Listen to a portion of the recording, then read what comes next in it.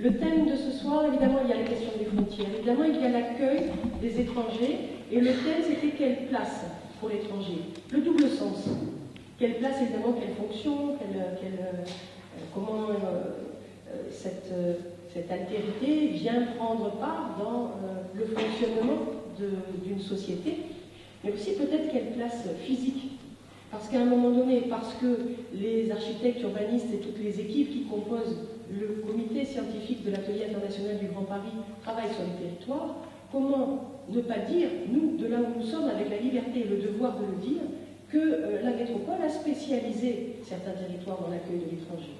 Et que cette question-là n'affleure pas dans le discours politique, n'est pas traitée en tant que telle, ou en tout cas, disons, peut-être pas suffisamment ou pas dans les termes que nous souhaiterions. Comment est-ce que la République s'adresse à ces territoires qu'elle a peut-être laissé se spécialiser un peu trop, ou peut-être que c'était très bien de le faire comme ça, mais à ce moment-là, assumons-le, disons-le. Manière un peu provocatrice de poser le débat, mais qui peut nous ouvrir ce champ de liberté qui amènerait à ce que nous ne soyons pas toujours, quand on parle des questions de migration, et d'immigration en particulier, dans ce petit calcul bénéfice-coût.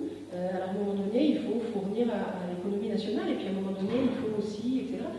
Quelle utopie de cette altérité du travail au-delà de la frontière, de toutes les frontières, visibles, invisibles, sommes-nous capables de construire pour que ce que nous allons proposer en termes spatial ait du sens.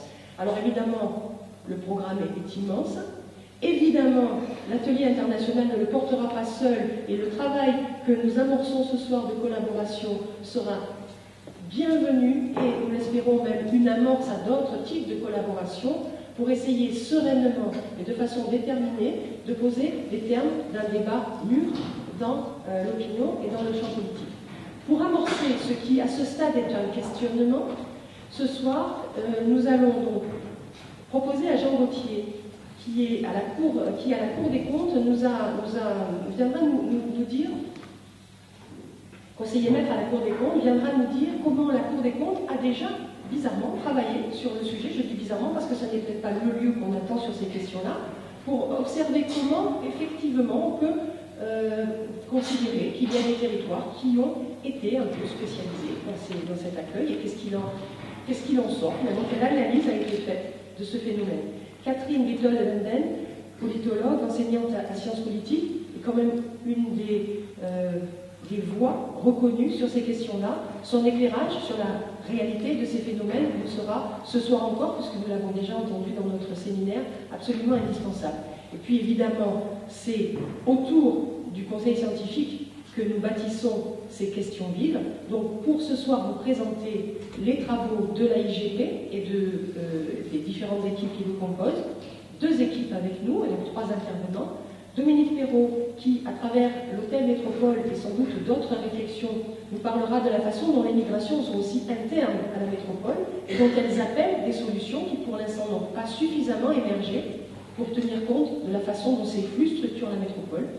Et puis Jean-Louis Subido, Antoine Grandbach, nous parlerons finalement, Jean-Louis peut-être à mi-chemin entre le local et l'international, et Antoine dans une vision du très grand territoire, de la manière dont nous nous ouvrons au monde. Merci, chère Mireille, de votre accueil. Un petit mot d'explication très rapide. La raison pour laquelle je suis là, c'est à la suite d'une discussion avec Mireille Ferry.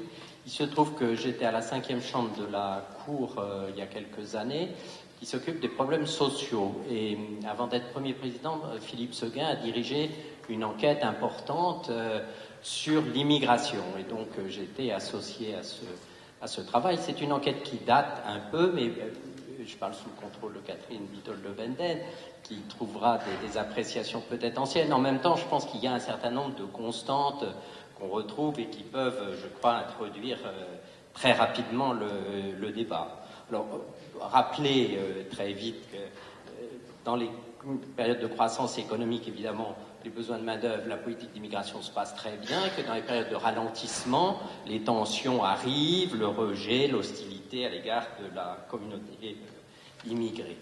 C'était ce qu'on avait constaté, bien évidemment, et que l'évolution des politiques dans ce domaine est extrêmement lente, ce qui est sans doute assez normal, et que depuis 1945, on a tourné autour des modifications de l'ordonnance de 1945 sur ce qu'on appelait les conditions d'entrée et de séjour des étrangers en France, et que les gouvernements, au cours des débats, finalement, ont modifié ce texte de façon, dans un sens ou dans l'autre, de façon un peu compulsive, et vous avez suivi tous ces débats. Alors, la politique française traditionnelle, c'est que il y a une politique d'accueil spécifique pour les migrés, aujourd'hui conduite par l'ANAM, ancienne office des migrations internationales, et après, la tradition de la France, c'est que l'immigré doit s'intégrer et qu'on applique les politiques de droit commun, ce qui est une politique traditionnelle dans notre pays, sans doute saine, mais qui suppose toute une action, évidemment, qui fonctionne sur la question de l'intégration. Et c'était la grande préoccupation de Philippe Séguin, c'est d'interroger cette question d'intégration et de dire qu'au fond, et Mireille Ferry l'a très bien dit, a-t-on suffisamment agi, clairement agi sur cette question de l'intégration.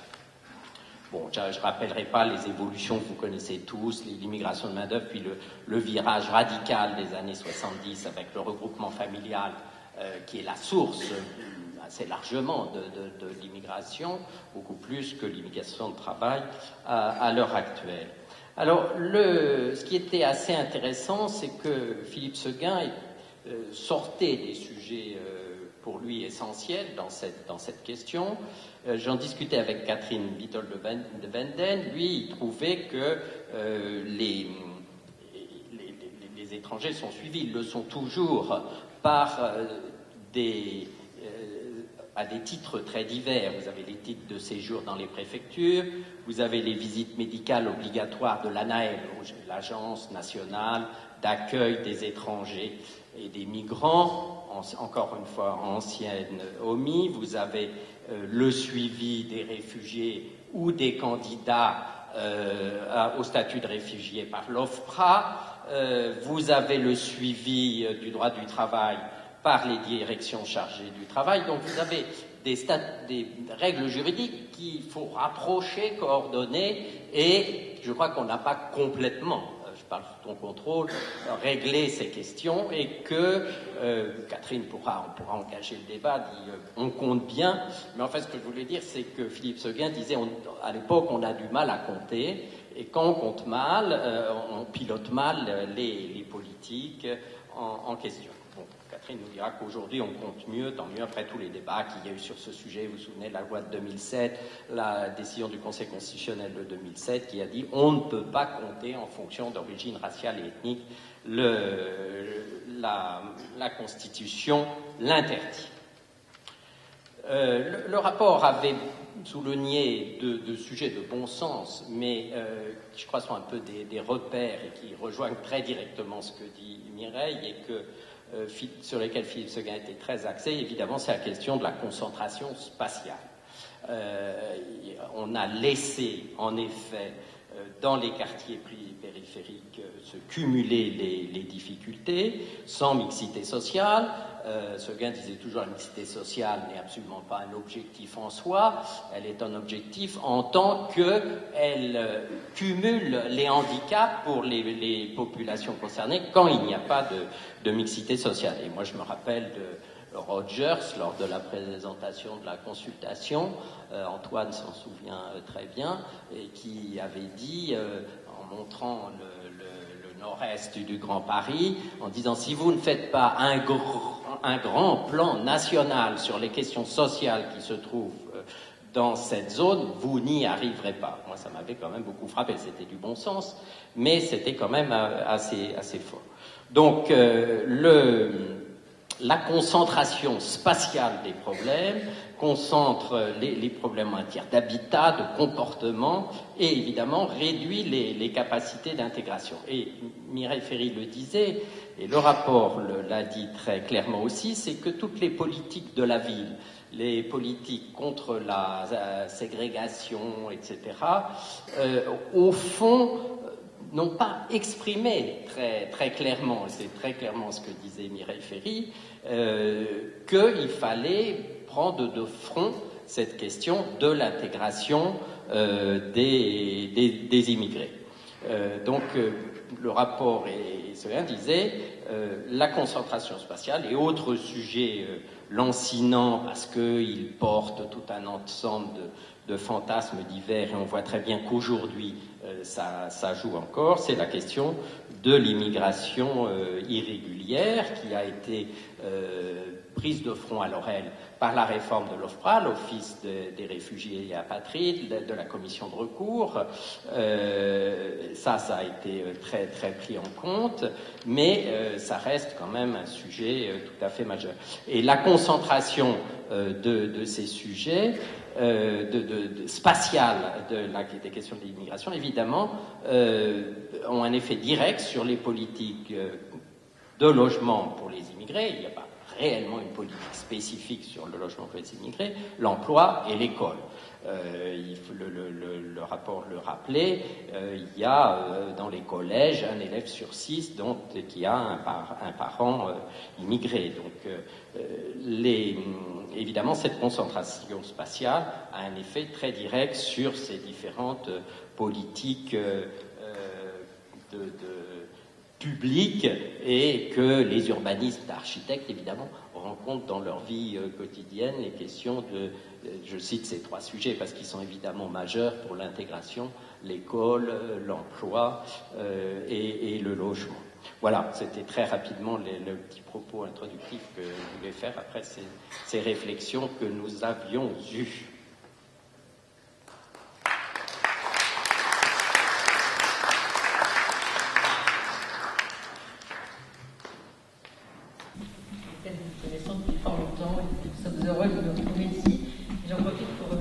L'atelier international du Grand Paris d'organiser un séminaire qui apporte aussi d'autres publics au musée de l'immigration. Donc moi je suis restée un peu à la thématique qu'on m'avait demandé de traiter dans notre premier séminaire, qui était la thématique de quelle citoyenneté dans un monde de mobilité.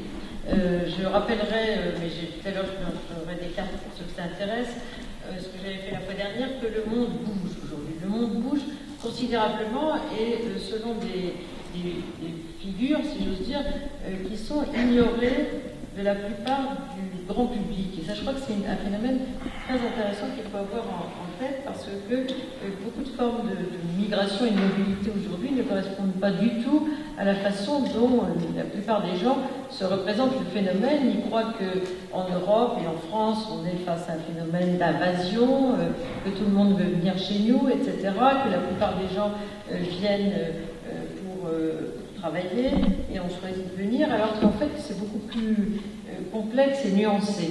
D'une part, et je crois que ça c'est quand même très très important, les migrations internationales, elles ont été multipliées par 3 en 40 ans. Donc on avait à peu près 75 millions de migrants dans les années 75 et aujourd'hui on est à 230, un peu plus de 230 millions à l'échelle de la planète, 740 millions de migrants internes, donc je pense que ça intéresse encore plus directement les architectes, donc 1 milliard de personnes en situation de mobilité, et aujourd'hui, en ce moment, il y a autant, et c'est un phénomène tout à fait nouveau, autant de gens qui vont vers le sud que de gens qui vont vers le nord. Et ça, c'est complètement révolutionnaire par rapport aux migrations internationales. On a à peu près 120 millions de gens qui vont vers le nord, c'est-à-dire sud-nord et nord-nord, et aujourd'hui 120 millions de gens qui vont vers le sud, sud-sud et nord-sud. Donc ça, c'est un phénomène complètement nouveau parce que les pays du Sud commencent à faire l'expérience de façon interne et de façon internationale du phénomène migratoire. Deuxième point et parenthèse, il y a 240 millions environ de migrants en Chine, donc internes, donc autant de migrants internes en Chine que de migrants internationaux à l'échelle de la planète pour resituer les choses. Deuxième élément, l'Europe reste la première destination en termes de flux migratoires. Mais aujourd'hui, on a beaucoup d'autres nouveaux pôles très importants qui s'y sont ajoutés. Bien sûr, les États-Unis, deuxième destination. Troisième destination, le Golfe. Quatrième destination, la Russie. Donc, on a une sorte de multipolarisation aujourd'hui des flux internationaux. Et aujourd'hui, ces flux, notamment vers l'Europe, sont des flux qui ne correspondent plus du tout au flux d'il y a 30 ou 40 ans. C'est-à-dire, il y a 30 ou 40 ans, on avait surtout une migration de travail qui était, Jean l'a rappelé, rejointe ensuite, quand on a arrêté l'immigration de travail salarié en 1974, rejointe par le regroupement familial. Donc un phénomène de sédentarisation non voulu, si j'ose dire, puisque c'est le Conseil d'État qui a tranché. Mais initialement, on avait beaucoup de mal à se penser comme, en Europe, en France notamment, mais pas seulement, comme pays de migration, de peuplement, ce qu'on est de fait devenu. D'où la difficulté. Et dans ce contexte, aujourd'hui, au contraire, l'essentiel des migrants sont des gens qui viennent soit dans le cadre du regroupement familial, des gens qui viennent parce qu'ils en ont le droit déjà. Donc on a les Européens de l'Union qui sont devenus beaucoup plus mobiles qu'ils ne l'étaient jusqu'en 2004. On a ensuite des gens qui viennent dans le cadre du regroupement familial. On a des gens qui viennent pour la demande d'asile. On a les étudiants qui sont devenus beaucoup plus mobiles à travers le monde. Et enfin, on a les migrants qui entrent légalement dans les cadres du marché du travail. Donc ça n'est que la dernière catégorie en nombre de migrants aujourd'hui. Ça aussi, c'est un phénomène qu'il faut avoir en tête. Autre élément important, et ça a été dit déjà par Jean, mais j'insiste là-dessus, il y a un décalage considérable entre le système institutionnel qui est censé gérer les migrations et la réalité des flux aujourd'hui. Tous les systèmes institutionnels, notamment européens, mais pas seulement, et celui de l'asile à l'échelle mondiale, sont dépassés par la réalité des flux aujourd'hui, parce que ces systèmes datent et ils ne correspondent plus du tout à des flux mixtes, comme on dit, à des pays de départ qui sont aussi devenus des pays d'accueil et de transit, et à toute une série de situations de crise dans le monde qui créent toute une série de mobilités qui n'étaient pas prévues. Donc, tout ça, c'était pour introduire simplement mon propos. Rassurez-vous, je serai brève.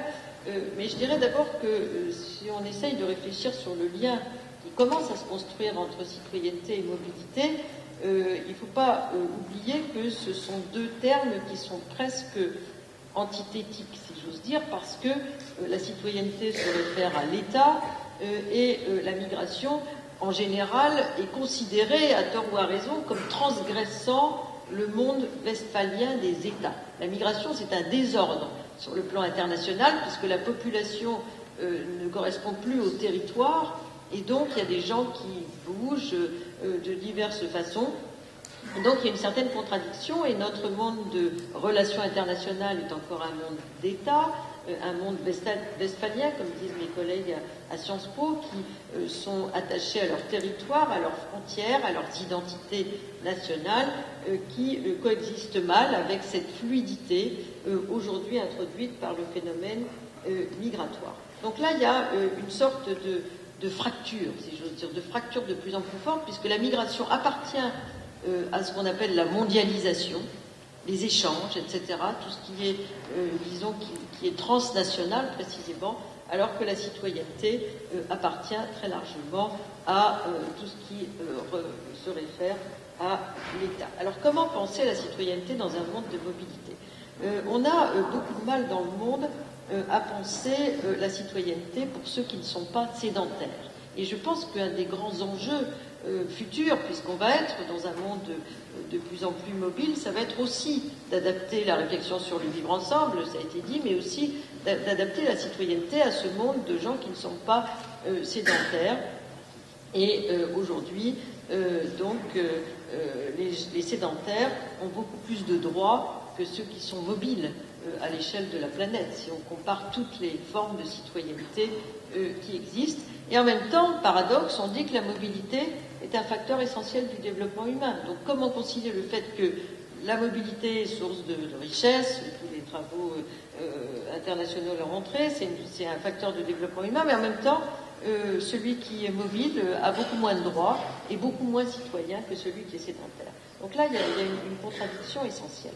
Ceci dit, toute une série de travaux philosophiques, juridiques et sociologiques ont essayé de mettre sur la table la question de la mobilité la question de la citoyenneté pour ceux qui sont mobiles.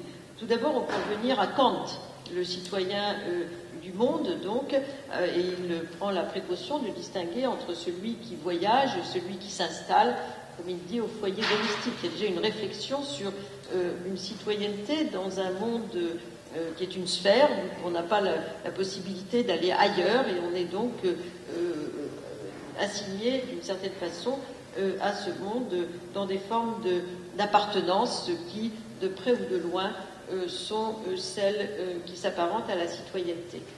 On en a beaucoup d'autres qui ont réfléchi là-dessus, Hannah Arendt, etc. Mais plus proche de nous et plus proche de Kant aussi, Zygmunt Bauman. Zygmunt Bauman qui a beaucoup écrit sur le monde cosmopolitique, sur le monde fluide, et qui essaye de réfléchir à la façon de vivre ensemble dans un monde plein, comme il l'a écrit, et qui développe le thème de la liquidité, de la mondialisation, et donc de la place de l'individu migrant dans ce monde fluide. On a également des travaux qui sont des déclarations de droit qui réfléchissent sur les différents droits des migrants. On a par exemple la Déclaration universelle des droits de l'homme de 1948 qui dit que toute personne a le droit de quitter un pays, y compris le sien. Donc il y a un droit d'exercer une forme de citoyenneté, ne serait-ce que par le départ, le droit de sortie, comme on dit, l'exit, mais en même temps, rien n'a été défini sur le droit d'entrée, puisqu'on a laissé ce droit d'entrée à la discrétion des États pour respecter le droit international. Et là, on a une très grande inégalité dans le droit à la mobilité et aux formes de citoyenneté. Il y a même une classification récente qui a été faite là-dessus, qui dit que qui montre que quand on est danois, par exemple, on peut voyager sans visa dans 164 pays. Quand on est russe, on voyage dans 94 pays. Et quand on est africain d'un pays représentant un risque migratoire, on n'a presque aucun pays où aller sans visa. Donc l'une des plus grandes inégalités aujourd'hui au regard de la citoyenneté, c'est le monde où l'on est né par rapport à ce droit à la mobilité qui est de plus en plus revendiqué comme une forme de citoyenneté cosmopolitique, si j'ose dire. Et le système des visas vient introduire ces hiérarchies de citoyenneté. Le droit d'asile, la Convention de Genève définit aussi une forme de citoyenneté pour le réfugié. Et donc, le réfugié devient quelqu'un qui progressivement accède au droit non seulement de résidence, mais souvent de citoyenneté, par naturalisation, dans le pays d'accueil. Et puis, toujours pour ceux qui bougent, le droit au regroupement familial a été reconnu dans la plupart des textes constitutionnels des pays européens. Et donc, dans les années déjà 75, dans les pays européens qui étaient des pays d'immigration, il y avait une égalité du droit au travail, des droits syndicaux entre les étrangers. À l'époque, on ne distinguait pas entre les Européens et les non-Européens, et les nationaux. Donc, il y a quelques droits, mais qui sont, disons, un petit peu éclatés à travers toute une série de textes. Et puis, il y a une convention internationale des Nations Unies de 1990 sur les droits de tous les travailleurs migrants et de leurs familles, qui essaye de définir tous les droits qui existaient, qui n'innovent pas les existants en 1990. Et cette convention n'a été signée que par 48 pays, qui a été ratifiée que par 48 pays. Néanmoins, elle est entrée en vigueur en 2003 quand elle a eu 20 signatures, et aucun pays du Nord, sauf 2 pays de l'ex-Yougoslavie, sont signataires de cette convention. Parce qu'elle reconnaît des droits aussi aux sans-papiers, précisément, quelques droits aux sans-papiers, et donc les pays du Nord ont du mal à accepter ces formes de parcelles de citoyenneté qui sont les droits des migrants chez eux, et ça fait l'objet de tout un contentieux d'ailleurs à l'échelle mondiale entre le Sud et le Nord sous ce regard. On a d'autres initiatives intéressantes, la citoyenneté européenne. La citoyenneté européenne, précisément, se définit par rapport à la mobilité. Le droit essentiel du citoyen européen, c'est la liberté de circulation, d'installation et de travail, de façon réciproque entre les États. Un certain pays, d'ailleurs, de l'Union européenne y ont ajouté le droit de vote local et l'éligibilité, 15 pays sur 28, et de plus en plus, donc, on a des formes à l'échelle mondiale, des formes de libre circulation pour les migrants dans des espaces régionaux. On a une vingtaine d'espaces régionaux dans le monde qui permettent la liberté de circulation et de travail pour les migrants. Donc c'est une forme de citoyenneté. Les pays qui interdisaient aux gens de sortir comme la Russie jusqu'en 1994, ont aujourd'hui permis le droit de sortir et aussi le droit de travailler avec les mêmes droits dans l'espace de l'ex-URSS, par exemple. On a d'autres espaces, l'UNASUR, la CEDEAO, l'ASEAN, etc., qui permettent à peu près les mêmes droits. Autre innovation inventée par plutôt les migrants, les pratiques des migrants eux-mêmes, la double citoyenneté. Il y a une centaine de pays aujourd'hui dans le monde qui reconnaissent ou tolèrent la double citoyenneté, qui est une pratique surtout suivie par les migrants, précisément pour permettre d'être mobile, d'être doublement citoyen, de voter souvent dans le pays d'accueil et dans le pays de départ quand ces pays l'ont mis en œuvre, et de plus en plus des pays de départ ont mis en œuvre pour leurs migrants des droits de citoyenneté à travers la possibilité de voter, et également d'autres formes de droits qui sont des droits sociaux, retraite, etc. Donc on est sur la voie de plus d'innovation en termes de citoyenneté pour un monde de mobilité, même s'il y a encore beaucoup de trous noirs. Pensons aux sans-papiers qui sont précisément le retour au monde de l'Antiquité. Il y a des gens qui n'ont pas du tout de droit de citoyenneté, qui peuvent rester des années dans cette situation. Les ninis aussi, des gens qui sont ni expulsables ni régularisables. Tout à l'heure, on a fait une allusion au droit d'asile. Les gens qu'on n'a pas reconnus comme réfugiés, mais en même temps qu'on laisse sur le territoire en vertu de la clause de non-refoulement et qui donc vont rester comme ça, sans papier, pendant des années, dans l'attente d'une hypothétique régularisation. On a également donc toute une série de catégories de gens flottants, si j'ose dire, dans un monde de mobilité aujourd'hui, qui n'a aucun accès à la citoyenneté et qui donc coexiste avec des gens qui ont des hiérarchies, qui appartiennent à diverses formes de hiérarchie de citoyenneté. En réalité, tout dépend de la direction du parcours migratoire. Si on va du sud au nord, on a des difficultés à entrer, mais si on est entré légalement et qu'on reste un certain temps, on a des chances d'avoir des formes de droits qui s'apparentent à la citoyenneté des natifs des pays d'accueil. Si on va du nord au nord, on est citoyen en partant et en arrivant. On a à peu près les mêmes droits. Si on va du nord au sud, on peut entrer facilement, mais il y a certains droits, notamment de citoyenneté, auxquels on aura difficilement accès dans beaucoup de pays du sud, ne serait-ce que par l'accès difficile à la naturalisation. Si on va du sud au sud, on circule facilement, en général, mais en revanche, on n'a pratiquement aucun droit de citoyenneté et même aucun droit très peu de droits de résidence, parce qu'ils ne sont liés qu'au travail. Donc, la direction prise par la migration a un impact considérable pour les formes de mobilité, les formes de citoyenneté pour ces gens qui sont mobiles. Le régime de la frontière est également très différent selon les directions qu'on emprunte. Et je terminerai en disant que aujourd'hui, l'inégalité essentielle reste, et de plus en plus, donc le pays où l'on est né, puisque aujourd'hui, il y a tout un mouvement autour de la Convention de 90 sur les droits de tous les travailleurs migrants et de leurs familles, autour de la gouvernance mondiale des migrations, qui se propose d'accompagner la mobilité, en disant, puisque la mobilité est un facteur essentiel du développement humain, accompagnons la mobilité au lieu de l'interdire. C'est vrai que la mobilité est souvent marquée par un versant très répressif, et au contraire, considérons que c'est une chance et que ce droit à la mobilité peut être considéré non seulement comme un bien public mondial, mais comme un droit de l'homme pour le XXIe siècle.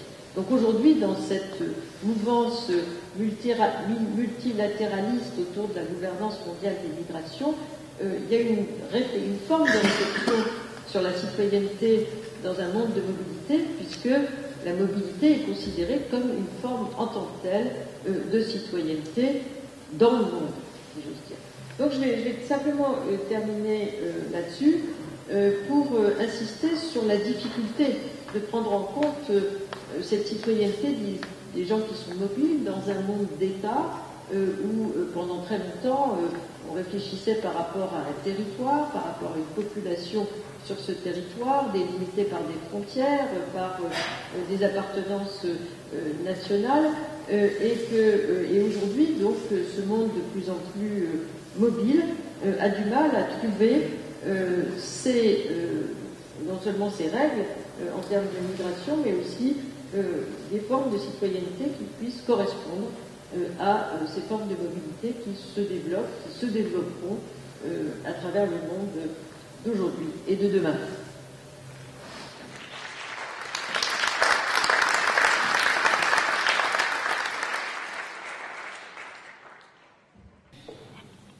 Voilà.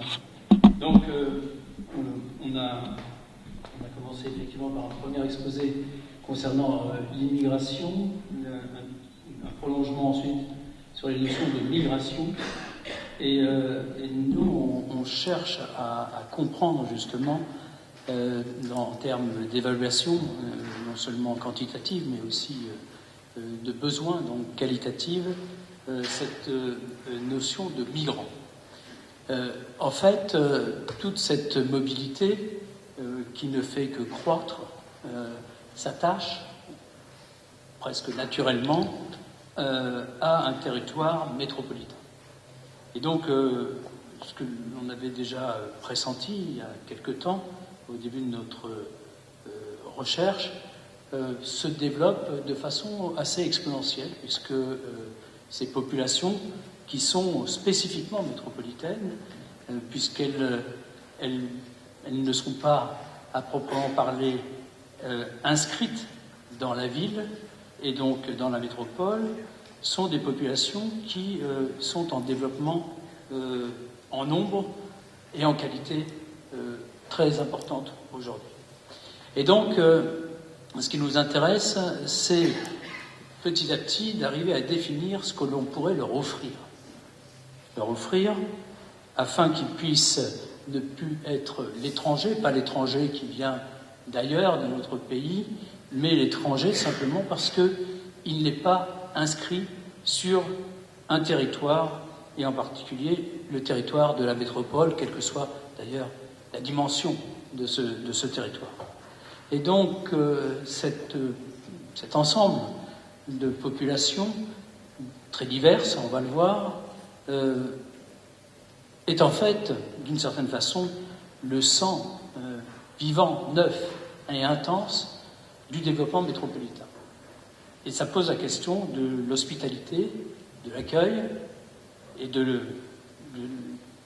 la structure, aussi bien urbaine, mais aussi architecturale et physique, que l'on voudrait chercher, enfin vous trouver plus exactement, à mettre en place sous forme d'un réseau qui serait capable de répondre à ces moments qui sont pas du tout définis, pas du tout continus et extrêmement séquentiels, dont ont besoin ces populations pour vivre, se développer et faire croître avec elles l'intensité métropolitaine. Donc on a cette notion autour de laquelle on tourne, qui est cette notion d'inscription. On a évidemment sur la partie bleue du diagramme la non-inscription, c'est-à-dire l'hôtel, les résidences hôtelières, les meublés, etc. Donc des gens qui vont passer. Et puis sur la partie gauche, ce sont les gens qui sont inscrits, ceux qui bougent le moins d'ailleurs, les propriétaires, et les locations vides, et ensuite les locations meublées qui, elles, évidemment, ont un taux de rotation, si je puis dire, en termes d'occupation très important. Mais ce qui nous intéresse, c'est exactement ce qui se passe entre les deux, parce que ces deux offres, l'hôtel ou bien la résidence, qu'elle soit en termes de propriété ou bien locative, ne répond pas à ces populations, ne leur offre pas ce dont elles ont besoin pour vivre et travailler en métropole. Et donc, cette notion d'inscription, on va chercher à diminuer les freins qui sont souvent, comment dirais-je, qui l'entourent et qui empêchent justement qu'elle puisse se mettre en place. Et donc, on a identifié 3 catégories de population qui entretiennent des relations d'échange avec la métropole, avec des termes d'hospitalité qui sont différents les uns des autres. On revient à des cartes que Catherine de Wenden pourrait montrer, en particulier sur les métropolitains mondiaux, où effectivement les échanges entre les métropoles et la métropole parisienne en particulier sont aujourd'hui complètement dans l'ensemble, dans toutes les directions et viennent de tous les continents. On a une autre population qui sont les locaux. Les locaux, c'est-à-dire des gens qui vivent sur un territoire qui est vaste. On peut sensiblement donner un diamètre d'une 60aine de kilomètres pour la métropole parisienne. Donc c'est un territoire, une surface qui ne permet pas de se déplacer forcément tous les jours, qui occasionne des coûts, mais aussi de la fatigue et qui crée un certain nombre de problèmes en termes de résilience, aussi bien résilience physique que résilience psychologique. On a aussi ceux qui viennent, qui sont les nouveaux entrants, qui viennent du pays lui-même ou bien des pays limitrophes. Ces 3 populations, on va essayer de les décrire pour identifier ce que l'on pourrait leur apporter et petit à petit en définir aussi, si je puis dire, la dimension. Donc il s'agit d'attirer ces populations de métropolitains mondiaux. Il s'agit de leur donner, effectivement, parce que c'est souvent lié au marché du travail, et on a noté qu'entre 2010 et 2015, il y avait eu une augmentation de 30%, ce qui n'est pas rien, de la mobilité de ces travailleurs sur le territoire métropolitain. Et cela, malgré l'agitation de l'économie mondiale, la mobilité continue à être un élément essentiel du marché du travail. Et ces populations de travailleurs mobiles augmentent et augmentent de façon, comme je le disais tout à l'heure, extrêmement significative et donc constitue un vrai sujet de développement des structures urbaines, des équipements, tant du point de vue économique que social et évidemment urbanistique.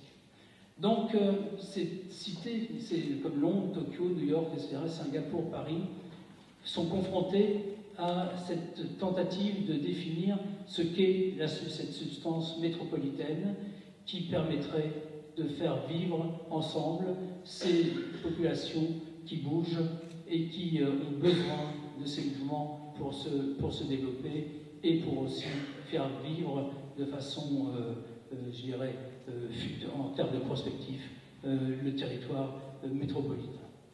Donc on a aussi, et ça c'est un sujet qui nous intéresse beaucoup, ce que l'on appelle les locaux, c'est-à-dire des gens comme vous, comme moi, qui ont à un certain moment de leur vie besoin de se déplacer sur la métropole, mais pas tous les jours, parce qu'ils ont des problèmes qui peuvent être personnels, qui peuvent être professionnels, et ils vont avoir besoin de conserver leur ancrage métropolitain sur un certain territoire, une partie de la métropole, mais d'en constituer un autre pendant plusieurs mois, peut-être, une tranche de vie, on pourrait dire, sur une autre partie de la métropole, afin de rester dans cette inscription métropolitaine. Donc il y a des taux de rotation qui sont assez significatifs et qui, là aussi, du point de vue du résidentiel, nous donnent quelques informations, avec en particulier ce taux de rotation qui atteint 33% de la population chez les jeunes, enfin chez moins de 30 ans, tout au moins. Et là, il y a, par rapport évidemment au parc locatif privé, une vraie question, une vraie problématique, exactement en contraste de l'immobilité, d'une certaine façon, du parc locatif social et évidemment des propriétés. Donc, on voudrait dans le travail de cartographie que l'on a réalisé il y a quelques mois de ça, par ce système de constellation pour essayer de définir des lieux qui ont cette spécificité d'intérêt et d'attractivité pour ces populations mobiles, qui sont majoritairement des grands équipements métropolitains, voire nationaux pour certains, trouver justement ces lieux qui permettraient qu'ils s'installent et qu'ils puissent y passer plusieurs semaines, plusieurs mois, de façon à ce qu'ils puissent développer cette inscription spécifique à un caractère métropolitain. Les enjeux avec les entrants, c'est effectivement tout à fait d'un autre ordre, car les entrants, ils viennent momentanément, surtout lorsqu'ils ont achevé une partie de leurs études, ils vont converger vers les métropoles pour les poursuivre et pour trouver en général et souvent leur premier emploi. Ensuite, il n'est pas du tout prouvé et évident qu'ils vont rester sur le territoire métropolitain, mais ils ont besoin, durant cette période, d'avoir justement cette dimension d'hébergement qui est une dimension dans laquelle, ou tout au moins un lieu dans lequel on peut vivre et travailler, et sans pour autant avoir cette dichotomie entre les deux fonctions. Donc est née cette idée d'hôtel métropole, qui est un concept pour l'instant programmatique, que l'on développe avec des bailleurs sociaux, que l'on développe aussi avec des hôteliers qui posent la question d'une métropole hôtel. Donc des prolongements en termes d'application sont en cours avec des étudiants qui sont en master et qui travaillent non seulement sur la métropole de Paris, mais aussi sur d'autres métropoles en Asie ou bien aux États-Unis. Donc on cherche effectivement que ces polarités offrent dans la métropole à court terme résidence et ces services facilitant donc l'installation et le développement de ces profils. Alors, nous avons évidemment pris d'une certaine façon une position qui prolonge la question du logement. Le logement, évidemment, il y a fabriquer des logements, mais il y a aussi fabriquer des lieux dans lesquels on peut habiter, mais on peut aussi également travailler, et ceci se connecte avec une offre entre guillemets hôtelière qui serait d'une autre nature. On voit ici la superposition évidemment des fonctions liées au réseau, mais aussi à cette idée que petit à petit on va avoir cette capacité avec ces populations qui se déplacent et donc qui sont reliées par les réseaux sociaux, par les smartphones. Donc on va avoir la possibilité de partager, d'échanger des lieux qui existent, des lieux que l'on peut situer, des lieux que l'on peut gérer dans l'espace pour une donnée qui est pas indéterminée, mais qui est imprécise, mais qui va répondre parfaitement à ces besoins momentanés de ces populations. On a fait ici un petit collage qui est un petit peu comme une affiche entre le travail que l'on développe actuellement sur la Poste du Louvre avec un travail de protection patrimoniale et un bâtiment, ou plus exactement un îlot important qui va vivre 24 heures sur 24 avec une diversité d'usages au-dessus de la gare de Villejuif qui se trouve donc au pied de l'hôpital Gustave-Roussy, gare qui va jusqu'à une 50aine de mètres de profondeur, avec de la lumière naturelle et une ventilation naturelle, c'est-à-dire en fait un prolongement en profondeur, d'une certaine façon, dans la 4e dimension de la ville, dans son épaisseur, qui va permettre justement de marier ou de faire vivre, en termes d'alliage et d'alliance et d'interactivité, ces différentes fonctions qui vont du plus profond jusqu'au plus haut.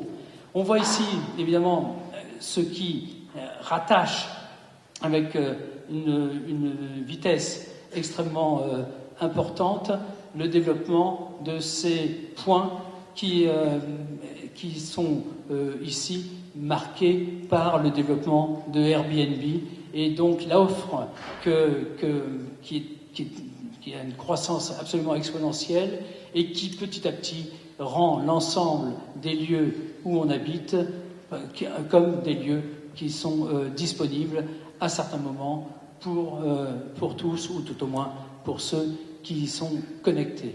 Donc c'est par rapport à cette situation, entre autres, de positionnement politique cette fois-ci, par rapport à la puissance et au pouvoir de groupes comme Airbnb, que l'on cherche à positionner notre telle métropole qui va évidemment chercher à apporter des réponses, pas à ceux qui ont les moyens du point de vue financier, puisque eux peuvent d'une certaine façon aller à l'hôtel, ou tout au moins l'hôtel peut leur convenir, ou d'autres qui n'ont pas les revenus et qui sont dans une structure de logement social et de laquelle ils ne peuvent malheureusement, ou tout au moins, ils ne peuvent pas toujours bouger, car ils sont liés à cette offre très particulière que représente donc le logement social.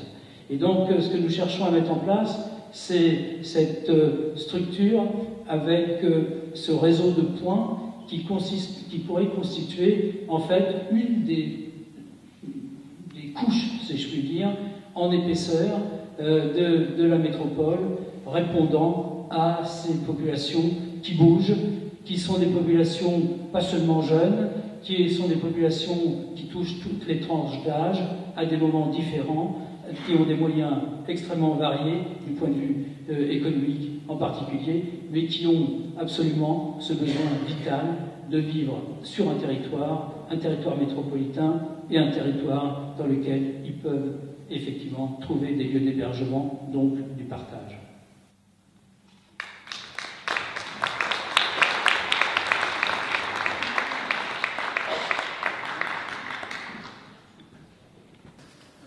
Voilà, alors je vais essayer de parler dans la suite de la question initiale posée par Mireille Ferry qui disait bon, finalement, quelle place physique, quelle place pour l'étranger, notamment dans le Grand Paris, et est-ce qu'on assume cette question, est-ce qu'on assume ce problème, notamment du fait que les territoires se sont trouvés spécialisés dans l'accueil des étrangers. Donc je voudrais me fonder sur l'exemple du territoire de pleine commune, qui, je pense, est celui qui, en ce domaine, est le plus illustratif de la question que l'on pose ce soir. Je vais parler de séparation ici, parce que, comme je l'avais dit lors de l'atelier, il me semble que séparation, comme cesser de vivre avec, c'est ce qui s'est passé en Île-de-France depuis 40 ans. Je travaille depuis 70, nous travaillons ensemble. La transformation est absolument inimaginable et s'accélère beaucoup du fait de la mondialisation, mais pas seulement du fait ne serait-ce que de la distance physique et de la spécialisation croissante des territoires, qui fait qu'on a cessé de vivre ensemble, en réalité, dans la métropole parisienne. Chacun connaît la situation de pleine commune, je n'ai pas besoin devant cette assemblée d'en parler. Mais évidemment, elle est comme une sorte de sas d'entrée dans Paris encore fantasmé depuis l'extérieur. Un événement très important du Grand Paris, c'est le fait que la position charnière de pleine commune est tout à fait reconnue par le réseau du Grand Paris, qui finalement va y constituer une sorte de grande croisée, notamment à Pleyel, et va faire de ce territoire un des territoires les mieux reliés. Donc là, il y a un élément extrêmement positif de la politique métropolitaine actuelle. J'ajouterais, puis je n'en parlerai pas davantage, mais j'en avais parlé lors de l'atelier du Grand Paris, car toutes les statistiques, tous les quelques chiffres que je vais donner tout à l'heure, montrent la spécialisation de territoires comme territoire d'accueil de populations étrangères et comme territoire de résidence de la population pauvre d'Île-de-France, est particulièrement valable sur le long de ce qu'on appelle la tangentielle nord, qui ira de Sartrouville à Noisy-le-Sec, dont la première phase va d'Épinay-sur-Seine au Bourget, Et lorsqu'on prend toutes les cartes, on a là, à chaque fois, vraiment les plus mauvaises statistiques.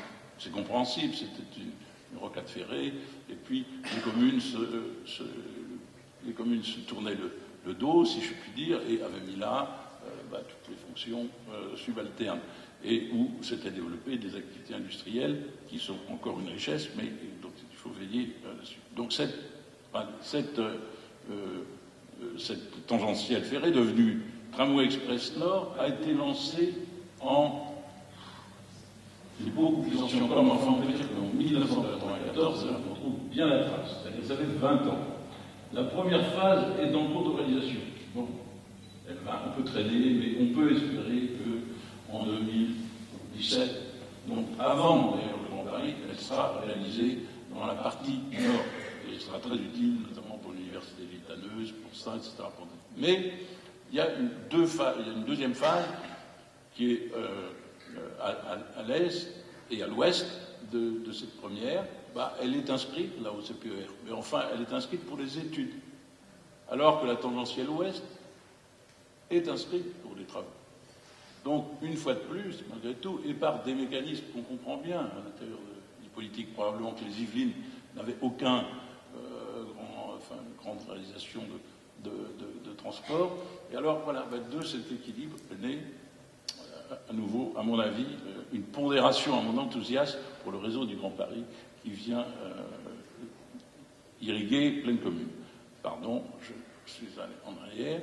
Alors, premier thème, je vais essayer d'aller vite, toujours par rapport à la situation actuelle de la métropole du Grand Paris, je pense que les territoires les plus pauvres sont ceux qui contribuent le plus, ou qui sont appelés à contribuer le plus à la politique métropolitaine de l'habitat. Et donc, ils vont le faire, et on va continuer, en réalité, cette séparation, au lieu d'aller à l'encontre et d'améliorer le vivre ensemble. J'ai, sans malice, vous m'excuserez, mais enfin, j'ai pris deux territoires qui étaient les plus mûrs, les deux intercos les plus mûrs. Pleine commune, la plus ancienne, Grand Paris Seine-Ouest, autour d'ici Ouineau, Boulogne, etc. Bon. En gros, là, c'est le même nombre d'habitants, un peu plus Pleine commune, un peu plus de 400 000, un peu plus de 300 000 à Grand Paris Seine-Ouest, des secteurs où il y a beaucoup d'emplois. Nous verrons, ce n'est pas des secteurs, finalement, qui sont les pires d'Île-de-France sur ce point-là. Enfin, il y a un nombre d'emplois important. Près de 180 000 à Pleine commune, et aujourd'hui sans doute, puisque les chiffres là, je ne les ai pas actualisés, ce sont ceux qui sont dans les CDT, mais probablement qu'un Grand Paris Seine-Ouest, les emplois ont grossi très vite, mais vous voyez tout de suite que la typologie des populations est très différente, beaucoup moins de jeunes dans le sud-ouest, beaucoup moins d'étrangers, puisque c'est notre sujet, 9,5% dans Grand Paris Seine-Ouest, et près de 29% dans Pleine commune. Un taux de chômage de 8% dans un cas, un taux de chômage de 20% dans un autre, vous voyez qu'il y a 20% alors qu'il y a beaucoup d'emplois, j'y reviendrai tout à l'heure.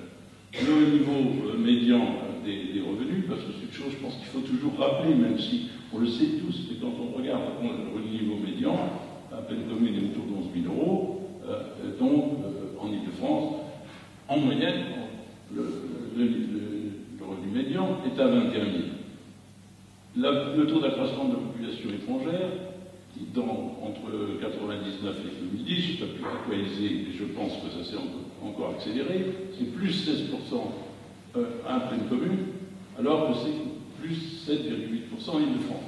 Donc, on peut en déduire, mes calculs n'ont pas la science des vôtres, madame, vous m'excuserez, mais je pense que pour le raisonnement et pour la démonstration, à peu près sûrement qu'en réalité, le phénomène de concentration de la population émigrée, dont tu parlais, c'est accru. Alors, devant ce phénomène, voilà, je prends les deux contrats de développement territoriaux signés par l'État avec ces deux intercos.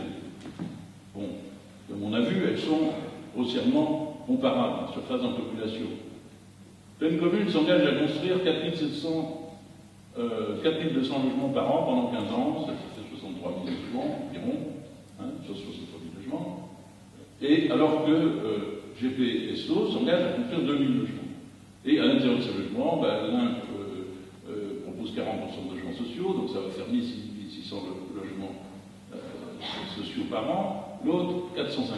Donc vous voyez bien que, quoi que l'on en dise, parce que tous les discours sont sur le fait qu'on va rééquilibrer, on continue d'accélérer cette dérive des continents, si je puis parler ainsi.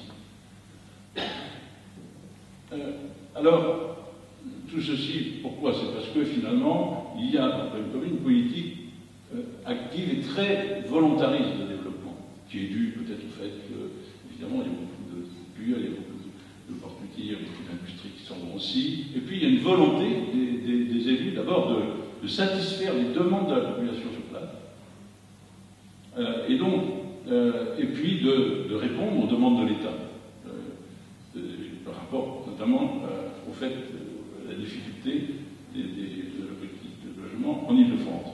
Donc, voilà, il y a pratiquement la moitié du territoire, 40% qui se trouve soit en aménagement, soit en études avec la volonté de déboucher sur les aménagements, d'ores et déjà, il y avait 2500 logements entre 2004 et 2011, il y en a 3000 aujourd'hui, ce qui est très bien, hein, mais avec 40% de logements sociaux, beaucoup d'opérations en rue, beaucoup de PNRL. Ce territoire, il est lui-même confronté en interne à un problème de différentiel de vitesse de développement. Et c'est une des questions qui est les plus passionnantes sur Plenco et qui est tout à fait prise en charge dans tous les débats qui ont eu lieu avec tous les maires lors de la préparation des études pour l'élaboration des CDT. Il y a 7 millions de mètres carrés, en gros, dans les tuyaux, ce qui est beaucoup, à peu près à moitié logement, à moitié activité. Ce qui fera une population en augmentation de près de 150 000 habitants puisqu'il y a un fort taux d'habitants par logement et qu'il n'y a pas de desserrement du fait des difficultés économiques, contrairement à ce qu'on observe partout ailleurs en Île-de-France. Et donc, il y a un développement qui est très fort dans tout le secteur proche de Paris, l'ancienne plaine Saint-Denis, enfin entre le stade et la porte de Paris, et sur Aubervilliers, et un développement, donc c'est en gros 47% du développement, et un développement qui s'esquisse, qui va se renforcer sur le secteur que j'avais appelé Seine-Révolte, puisque c'est la route de la révolte entre Versailles et la basilique Saint-Denis, pour éviter Paris, à l'époque, et qui va se trouver renforcé par l'arrivée du croisement à Pleyel de l'ensemble du système de transport. Mais l'arc nord, Stein, Vitaneuse, Perfit, tout ça, une concentration épinelle, une concentration des difficultés, a beaucoup de mal, malgré la volonté des élus, de faire cette péréquation. Donc on voit bien que même à l'intérieur d'une collectivité qui a la volonté de rééquilibrer le développement, on a du mal et dans un contexte de développement dynamique, c'est-à-dire qui n'est pas du tout celui, par exemple, qui travaille dans le bassin minier, où alors on peut dire il y a le FN parce qu'il y a peu de développement, il y a peu d'emplois nouveaux. Là, il y a un fort développement, mais il y a une difficulté à traiter ce problème de rééquilibrage. Alors, c'est ce que j'ai. Par ailleurs, il y a ce que je signalais tout à l'heure, mais je vais aller vite pour pas. Il y a ce problème de coexistence, d'une dynamique de l'emploi et d'implantation d'entreprises très forte et d'un chômage persistant, je le disais tout à l'heure, de plus de 20%, donc il y a 180 000 emplois, il y a une progression de l'emploi privé très fort, il y a eu plus de 30 000 emplois en 10 ans, plus du double du rythme régional, et il y a un taux élevé de création d'entreprises, donc il y a aussi un dynamisme, ce n'est pas simplement les grandes entreprises qui s'implantent, mais c'est vrai qu'il y a une forte implantation de grands campus, Generali, Orange, SFR, Veolia, SNCF, tout le monde vient mettre son siège pour des raisons de différentiel de loyer entre l'Ouest, Paris et puis ce site, et de bonnes dessertes futures de ce site. Et j'appelle ça un petit peu, parfois les comptoirs, ça fonctionne comme les comptoirs de l'Inde jadis, c'est-à-dire que le matin on vient en transport, et on a peur, un peu moins maintenant, mais enfin il y a une sorte de paranoïa qui fait qu'on se dit que Franchement, il faut presque un bus pour mener les gens des sièges de ces entreprises jusqu'à la gare RER. Et en tous les cas, ces campus vivent fermés. Il n'y a pas de fréquentation de restaurants, et donc il n'y a pas de vie urbaine, donc il n'y a pas de contact entre les deux populations. Et l'autre population, à Paris, où est le chômage. Donc, et je n'exagère pas, c'est le fonctionnement du territoire. Alors, les raisons de tout ça, c'est le décalage, c'est en partie le décalage entre la composition de la population qui vit dans ce territoire et des nouveaux emplois qui sont offerts. On peut dire que ça va s'améliorer dans le temps, évidemment, mais aujourd'hui, le phénomène est celui-ci. De même, un vieux thème que connaissent bien les urbanistes, il y a beaucoup d'emplois, et de ce fait de ce décalage, en gros, il y a moins de 20% des emplois de Saint-Denis qui sont occupés par des habitants actifs, habitants Saint-Denis. Alors, ça, c'est la situation des dynamiques différentielles. Pleine Commune a choisi d'accueillir toutes les populations. On peut le dire, c'est une politique volontaire de refuser personne et de dire on le fera avec les habitants qui sont là. Et c'est assumé. Alors on a mis cette carte de vœux ancienne de Saint-Denis pour le montrer, et puis ce qui est dans le CDT, construire la ville pour tous, la ville populaire est le lieu des passerelles, des rencontres, des civilisations, etc. Bon, c'est une volonté affirmée, affichée, et on voulait montrer un petit peu quelques difficultés rencontrées, très rapidement. Il y a 130 nationalités à Pleine Commune. Donc 130 nationalités qui doivent vivre plus ou moins bonne intelligence. Un nouvel arrivant sur 4 provient de l'étranger, et 40% des nouveaux habitants de Pleine-Cour possèdent la nationalité étrangère. Et 80% ont moins de 40 ans. Donc on voit bien ce phénomène d'accélération que je disais tout à l'heure.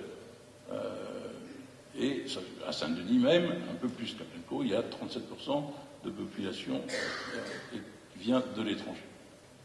Alors, c'est là où on rencontre, on aurait sûrement besoin de telle métropole, mais un défi considérable de cette politique inclusive.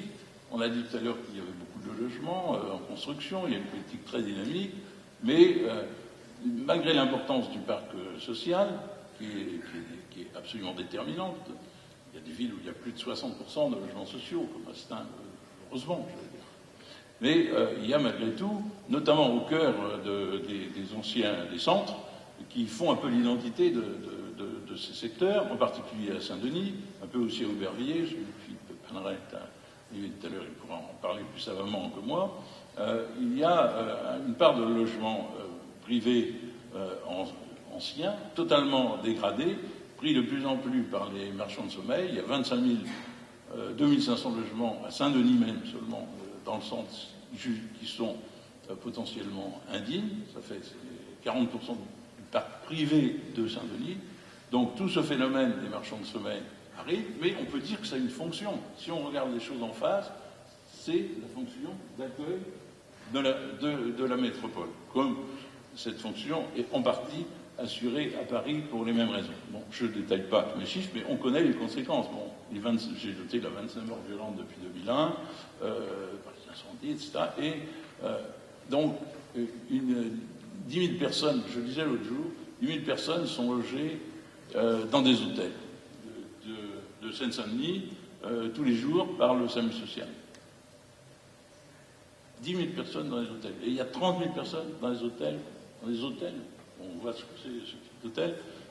Donc, il y a beaucoup de travail, de l'équipe. Et c'est des chiffres vraiment qui sont très importants. Alors, face à ça, le défi pour les élus de ces secteurs, du choix d'une politique inclusive et volontairement inclusive, c'est d'abord la nécessité d'avoir des équipements. Il faudrait beaucoup plus d'équipements qu'ailleurs. Il y a beaucoup plus d'enfants, les familles ont moins les moyens de se faire occuper. Il faudrait même, si on avait fait un petit calcul avec Nathan Sarkman, on s'était amusé à regarder combien il faudrait de groupes scolaires, de crèches, de lycées, pendant le CDT, avec l'offre puisque c'était signé, les élus sont d'accord, bon, l'État dit, est-ce que l'État va donner les moyens nécessaires, alors qu'ici il faut 41 groupes scolaires, et à mon avis, on n'a pas exagéré, mais il faudrait aussi tous les terrains de jeu, les lieux culturels, alors que les communes ont du mal à payer la ville de Saint-Denis, par exemple, va faire un groupe scolaire. J'ai noté dans l'excellent atlas que je vous recommanderai tous, enfin, ça ne s'appelle pas atlas, c'est abécédaire du Grand Paris qui vient de paraître de l'IAU et de la PUR, les potentiels fiscaux et le niveau des taxes. Le niveau des taxes, par exemple, de la taxe, la contribution foncière de l'entreprise, eh bien, elle est 3 fois plus importante demandée en pleine commune qu'elle l'est à Paris ou dans l'ouest parisien. Bon, et les taxes d'habitation, tout confondu, j'ai regardé, à Stein, sont 3 à 4 fois ce qu'on paye à Paris. Alors, vous comprenez, donc on est, par tous ces phénomènes, dans l'accélération des difficultés. Alors, il faut que j'arrête, je vais aller très vite. Alors, ces défis, c'est aussi comment éviter la fracture entre les lieux qui étaient l'identité de la ville populaire, parce qu'on est entre ville-monde et ville populaire, là, et les nouveaux développements, les nouveaux centres qui sont la ville mondialisée, par exemple, autour de Pleyel. Ça, c'est un point très important, je pense, pour tous les urbanismes, et notamment parce que ces secteurs fonctionnent curieusement avec une sorte de glissement des fréquentations. Il y a une sorte de barrière de la 86. Les gens de la Plaine ne vont pas au centre de Saint-Denis. Le centre de Saint-Denis est peu à peu devenu un centre communautaire. Et donc, on y descend, on met les moyens de transport, on met le T8, on descend de Sarcelles. Et on s'est attelé à ça au travers de CDT. La politique de reconquête commerciale, d'arrêt de la dégradation commerciale est tout à fait fondamentale. Et comment arriver à faire vivre ensemble, parce que vous voyez bien encore que là, on est dans le glissement et l'inverse du vivre ensemble. Alors, il y a des problèmes de gestion d'espace public énormes. Le marché de Saint-Denis, c'est toutes les semaines 50 000 personnes. Il faudra avoir une présence et dans la rue de la République, ou de la rue Gabriel-Péry à Saint-Denis, il y a une fréquentation considérable. Il faudrait qu'il y ait une présence de la puissance publique, un entretien, même simplement, très forte.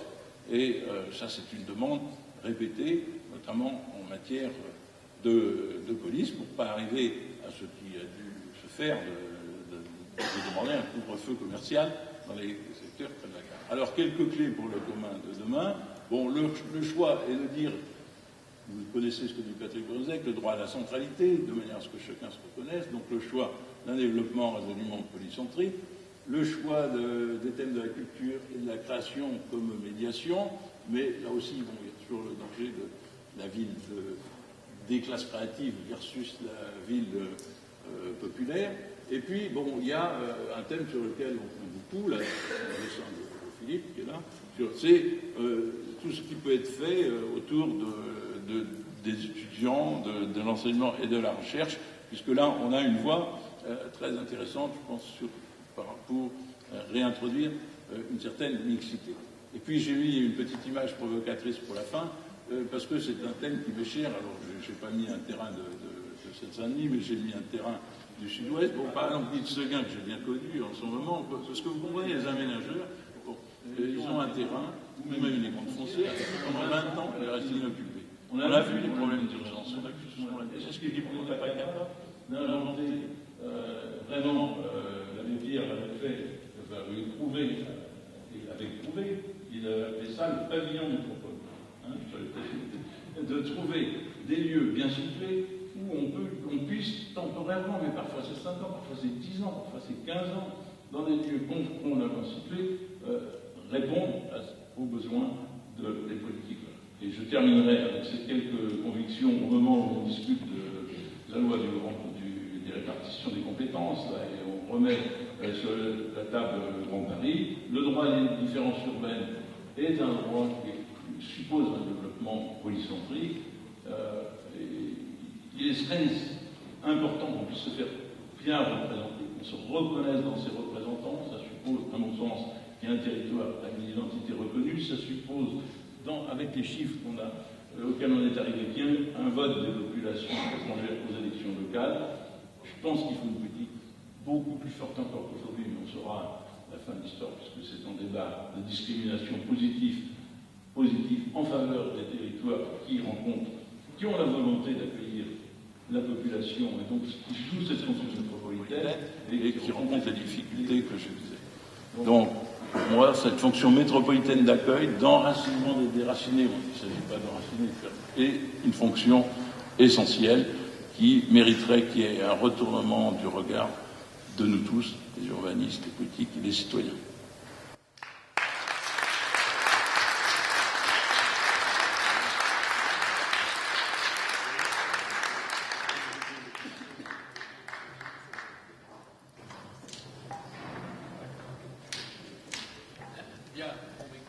Bonjour. Merci. Non, parce que j'ai un film, mais ça parle là-haut, là. Je ne vais pas reprendre ce qui a été la base de la discussion qu'on a eue autour de ces thèmes l'autre jour, avec la présence d'Hervé Lebras, et de Simon René et de Jean-Robert Mazot. Et je vais un peu centrer mon intervention autour de la question qui me paraît essentielle et qui était dans le sous-titre un petit peu de cette réunion, puisqu'il n'était pas simplement question de l'immigration, il y avait un sous-titre « Construire une nouvelle utopie métropolitaine ». Le travail que nous menons en ce moment, c'est très simple. C'est que aujourd'hui, le nombre de villes de 10 millions d'habitants, on le sait, en 2025, sera de 37. Paris, avec Londres, seront les plus petites de toutes ces métropoles qui auront 30, 40, 25 millions d'habitants. Je pense qu'aujourd'hui, on ne peut pas penser la métropole parisienne si on ne se met pas dans une perspective de réfléchir sur la très grande échelle. C'est donc ce qui m'a amené, comme vous le savez, à proposer Paris-Rouen-Le Havre, mais ce qui m'a amené, bien sûr, depuis, à proposer une réflexion autour de la question de qu'est-ce que c'est que la représentation que les gens peuvent se faire d'une très grande métropole, parce qu'on ne peut pas habiter dans une grande métropole si on n'en a pas une représentation. Et donc, en regardant les grandes métropoles du monde actuel, on essaye de construire les éléments qui sont les bases de l'identité des grandes métropoles mondiales. Pour aller vite, puisque je ne vais pas vous parler de ces villes en particulier, ce serait l'objet d'une autre conférence, il y a quelques éléments qui me paraissent essentiels. Essentiels pour tout le monde, essentiels pour les gens qui habitent, et bien sûr essentiels aussi pour tous les gens qui arrivent, qui traversent, qui vivent, qui sont dans des situations de précarité. Cette nécessité d'une représentation partagée est un élément fondamental dans l'acculturation des gens. Aujourd'hui, quand les gens ne s'identifient que par leur cage d'escalier, eh bien, je pense qu'on n'est pas sorti d'une situation extrêmement complexe du rapport des individus à la citoyenneté. Parce que la citoyenneté, c'est aussi, pour moi, et je partage ce que dit Jean-Louis, on a une longue expérience commune, c'est la question du vivre ensemble. Et la question du vivre ensemble dans la ville traditionnelle, elle était, la ville traditionnelle, c'est où il y a une rue avec des immeubles, elle était claire. Il y avait un espace public. Or, cet espace public, il a des qualités extraordinaires, puisque c'est quand même, si on remonte un peu à la démocratie athénienne, c'est la base même du vivre ensemble, puisqu'il y a une loi qui fait qu'on ne va pas construire dans la rue, donc on apprend la démocratie, on apprend à vivre ensemble quand on vit dans une ville.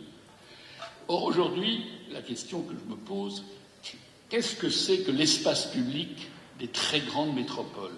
Qu'est-ce que c'est que l'espace public qui permet que s'ancre le fait de vivre ensemble dans un espace qui vous est partagé et qui est un espace commun où on est confronté aux autres?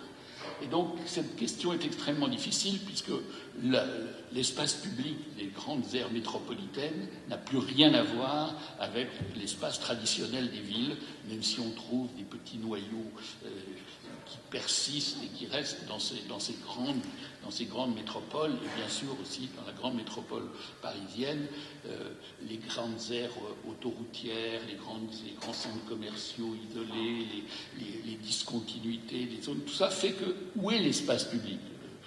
Je travaille beaucoup dans les quartiers de l'ANRU, à Marseille, à Nîmes, à Rennes, en région parisienne. Ça m'est arrivé extrêmement souvent de me faire braquer par des dealers qui étaient là avec un flingue ou avec un couteau en disant « Casse-toi de là, tu es chez nous ». Je dis « Non, je suis dans l'espace public ». Je dis « Non, l'espace public, non, c'est pas nous, c'est chez nous ». Donc l'espace de la discontinuité, qui est la base de tout l'espace métropolitain, a dissous l'idée de l'espace public.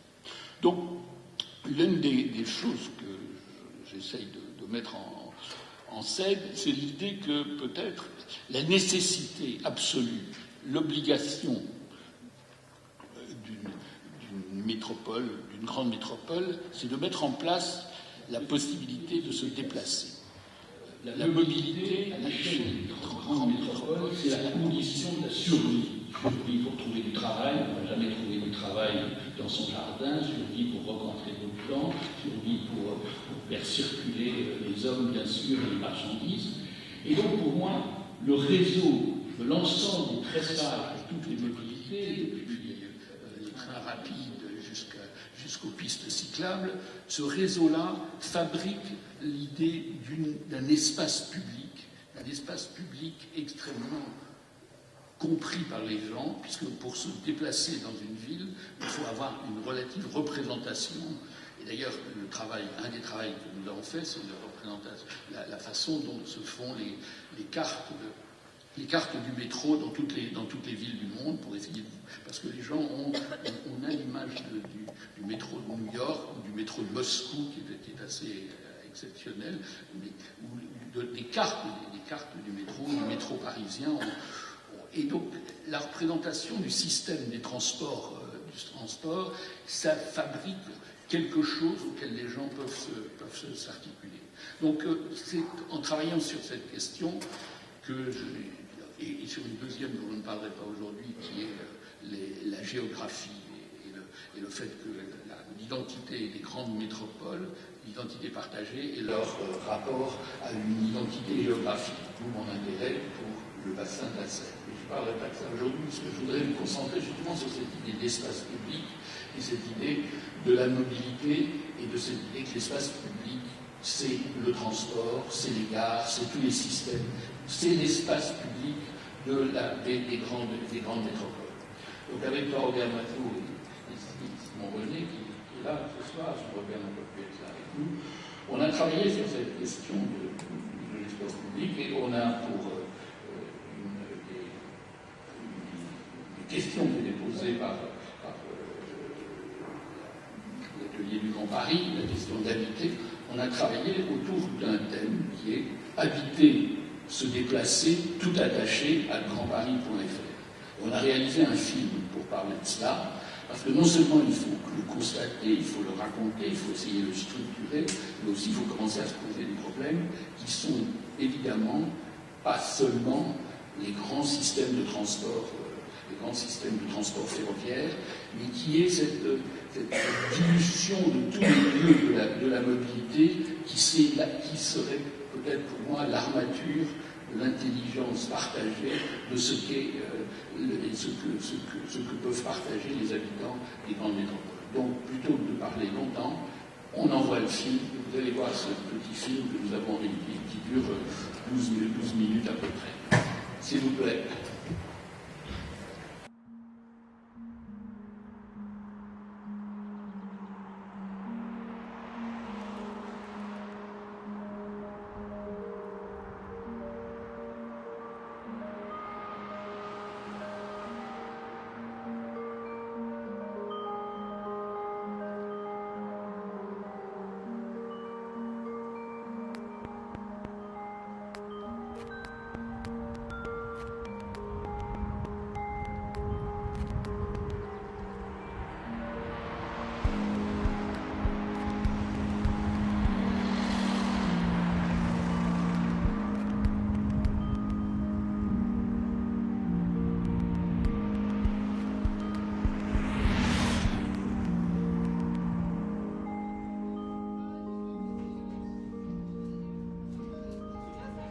Habiter, se déplacer, legrandparis.fr, c'est le titre de notre contribution à ce débat sur qu'est-ce que c'est qu'habiter le Grand Paris.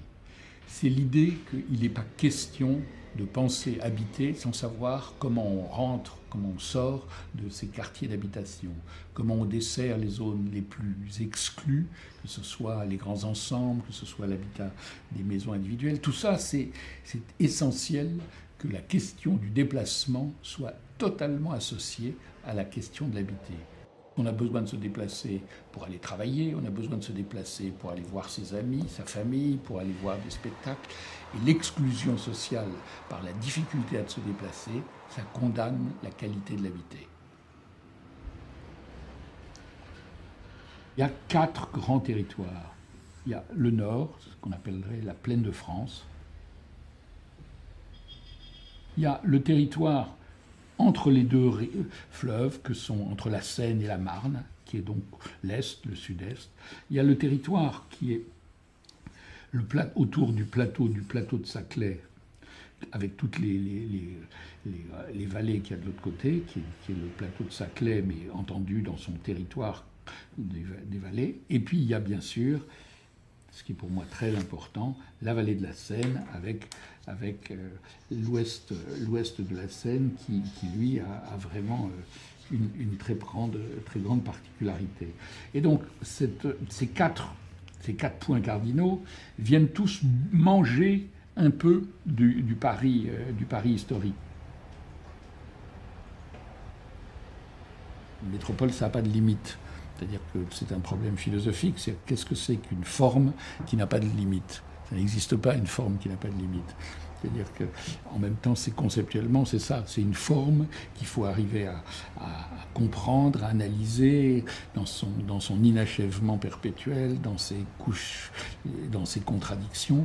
Et en même temps, il faut créer une représentation pour que les gens, comme vous dites, mais les gens, ils n'habitent pas simplement dans leur rue et dans leur adresse. Ils habitent un territoire plein de possibilités, plein de ressources, que ce soit des ressources d'emploi, que ce soit des ressources de paysage, que ce soit des ressources de groupes sociaux et tout. Et donc, comment est-ce que les gens peuvent s'approprier ce territoire ? Parce que sinon, on se vit mal dans un territoire dont on ne connaît pas les limites et dont on ne connaît pas la consistance.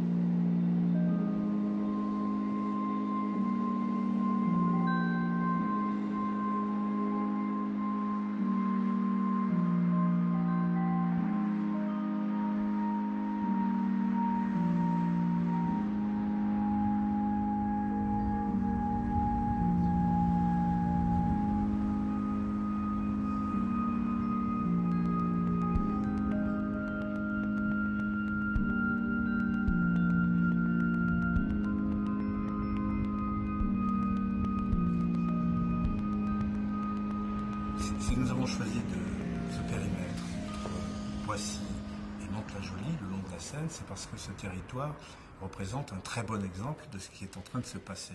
D'abord au niveau des transports ferroviaires, avec le nouveau système des gares des Halles, le prolongement des Halles depuis la Défense jusqu'à Mantes-la-Jolie. Ensuite, autour des autoroutes A13 et A14. Et puis quand on regarde le fleuve, la Seine, vide, sans aucune infrastructure de proximité, on se pose la question, est-ce qu'on ne pourrait pas utiliser le transport fluvial à bon escient ? Est-ce qu'on ne pourrait pas en faire et à la fois un système individuel et à petite échelle, et en même temps un système industriel qui puisse fonctionner à grande échelle ?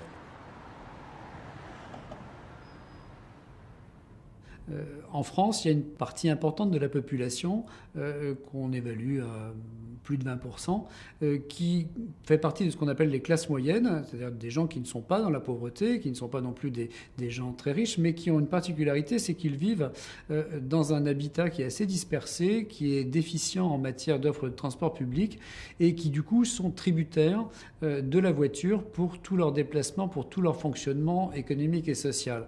Alors c'est typiquement une famille avec 2 enfants, généralement 2 parents qui travaillent, et qui est amenée à prendre la voiture pour travailler, mais aussi pour aller voir la famille, pour amener les enfants au club de sport le dimanche, pour aller ensemble au cinéma le week-end, etc. Donc leur vie dépend de la voiture On évalue aujourd'hui à 18-20% d'un budget familial la part de la mobilité, au-delà de laquelle ces gens sont en vulnérabilité.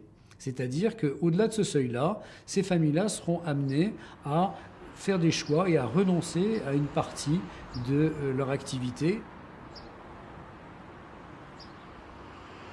Donc tout notre travail avec Antoine et les autres membres de l'équipe, c'est d'essayer de voir comment on pourrait corriger cette difficulté, parce qu'il ne s'agit pas de diaboliser les gens qui habitent dans les pavillons, qui habitent loin des gares, et il ne s'agit pas d'interdire la voiture. Donc ça peut être que par un mouvement incitatif et d'amélioration, d'adaptation des transports.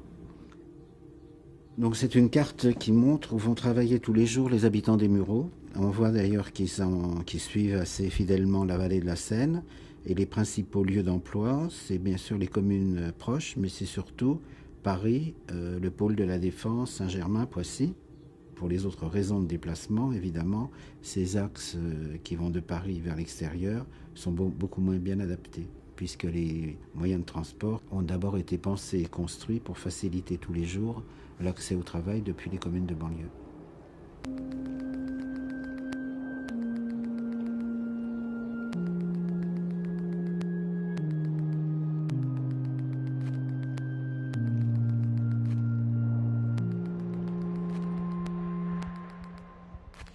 La problématique, pour moi, des mobilités dans une grande métropole, c'est vraiment d'arriver à coordonner un peu tout le monde. Qu'est-ce qui se passe? Vous avez la SNCF, vous avez le RFF qui s'occupe de la gestion, vous avez les chemins de fer, vous avez la RATP, vous avez les bus privés, vous avez les systèmes de taxis collectifs, vous avez toute une série d'autorités qui chacune gère un morceau de la mobilité. Or, le grand problème, c'est d'arriver à avoir une autorité qui sache articuler les choses.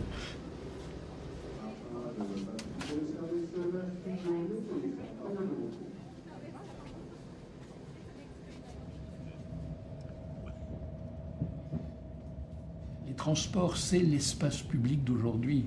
Hier, la place était le lieu de la sociabilité. Aujourd'hui, il faut savoir que le grand lieu où on est ensemble, ce sont les transports. Donc il faut que ça devienne vraiment les lieux qui mettent en valeur la vie quotidienne. Et il faut absolument arriver à trouver la façon de tresser ensemble le train, le bus, les pistes cyclables.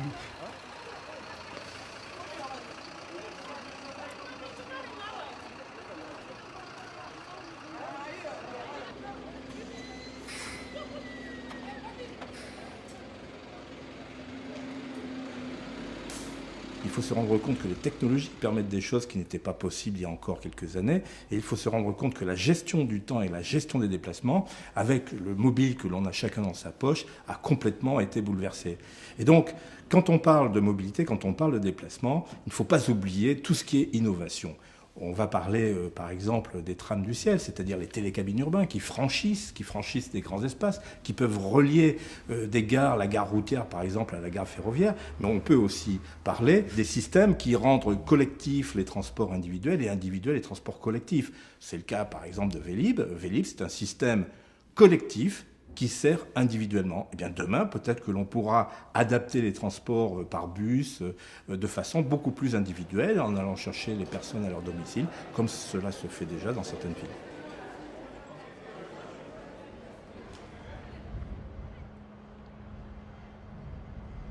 Une gare, on a l'image de la gare traditionnelle. Aujourd'hui, la gare, c'est une pensée de l'articulation entre tous les systèmes de mobilité, que ce soit les voitures, les bus, les cyclistes. Tout cela doit fonctionner d'une façon extrêmement efficace et en même temps organiser le rabattement des gens à partir de réseaux dans l'ensemble des territoires. La gare, c'est la station-service de la vie quotidienne.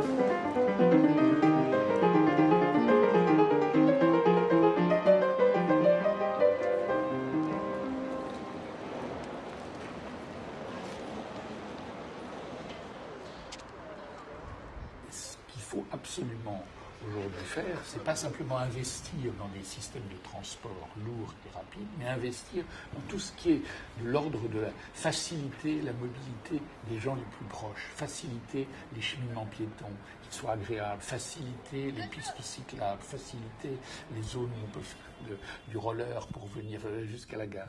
Et que véritablement, dans un rayon de 800, 900 mètres, on ait une facilité d'accès à la gare. Nous pensons que les gares sont de véritables incubateurs. Il peut se tisser des liens avec l'ensemble des activités qui ont une influence sur l'urbanisme. C'est le cas, bien entendu, de l'énergie. Nous pensons que les gares, demain, vont être des lieux de stockage de l'énergie qui sera produite dans chaque maison, dans chaque localité. C'est le cas pour le commerce, parce que nous pensons que dans les gares, demain, eh bien, il y aura des sas de livraison pour le e-commerce, pour le commerce électronique. On n'ira plus dans les drive-in à 40 km de chez soi, mais au passage de la gare, eh bien, on pourra récupérer les achats que l'on a faits par Internet. Il y aura des marchés de produits frais le soir, par exemple de 6h à 9h, quand on rentre du travail, et que le rapport de la ville avec l'agriculture va être modifié grâce à la gare qui va servir d'intermédiaire. Évidemment, il va y avoir une incidence sur les transports, puisque la gare ne sera pas toute seule, isolée, elle sera reliée avec d'autres systèmes, elle sera reliée d'abord avec les autres gares, par les trams du ciel. On pourra parler de recyclage, on pourra effectivement en faire un lieu où l'on collecte un certain nombre de produits que l'on peut reconditionner, que l'on peut recycler. On pourra parler de travail, puisque forcément, les gens vont changer de mode de travail, il y aura le télétravail, ils auront besoin de se rencontrer dans des lieux intermédiaires entre là où ils habitent et là où est le siège social de la société qui les emploie. Et pour finir, quand on additionne toutes ces applications, on débouche tout naturellement sur la dernière application qui est l'habitat lui-même, cet ensemble de fonctions autour de la gare qui va faire que l'on va habiter différemment, habiter, se déplacer tout attaché. Ça passe par la gare, ça passe par les gares et ça passe par un système de liaison entre toutes ces gares.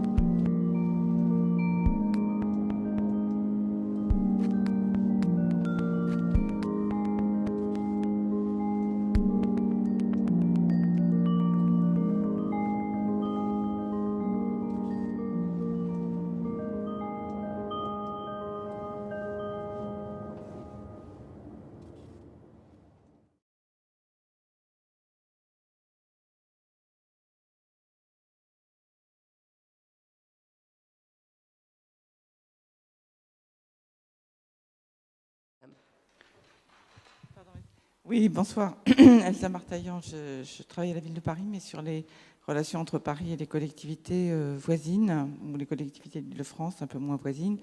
J'avais une question, notamment par rapport à l'exposé qu'a fait Jean-Louis Subilo, sur, comment est-ce que les aménagements, les règles d'urbanisme, les documents réglementaires, les documents de planification, les politiques publiques, peuvent prendre en compte la question de la fluidité des flux migratoires, la question aussi de la du caractère non définitif de ces flux qui vont être qui vont se développer de plus en plus en provenance du Sud, mais aussi en provenance d'Europe. Comment donc un territoire, quelles que soient ses limites ou ses absences de limites, d'ailleurs, comme le disait Grimbach, peut prendre en compte, en dehors des systèmes de financement, des équipements, du logement social, des parcours résidentiels, etc., prendre en compte la fluidité du phénomène migratoire. Parce que je pense que c'est vraiment une des caractéristiques des métropoles, qu'il s'agisse de Londres ou de Paris, d'avoir à gérer cette question et d'avoir à la gérer aussi avec des gens qui arrivent en masse, sans beaucoup de moyens et sans beaucoup de citoyenneté ou de capacité d'en avoir.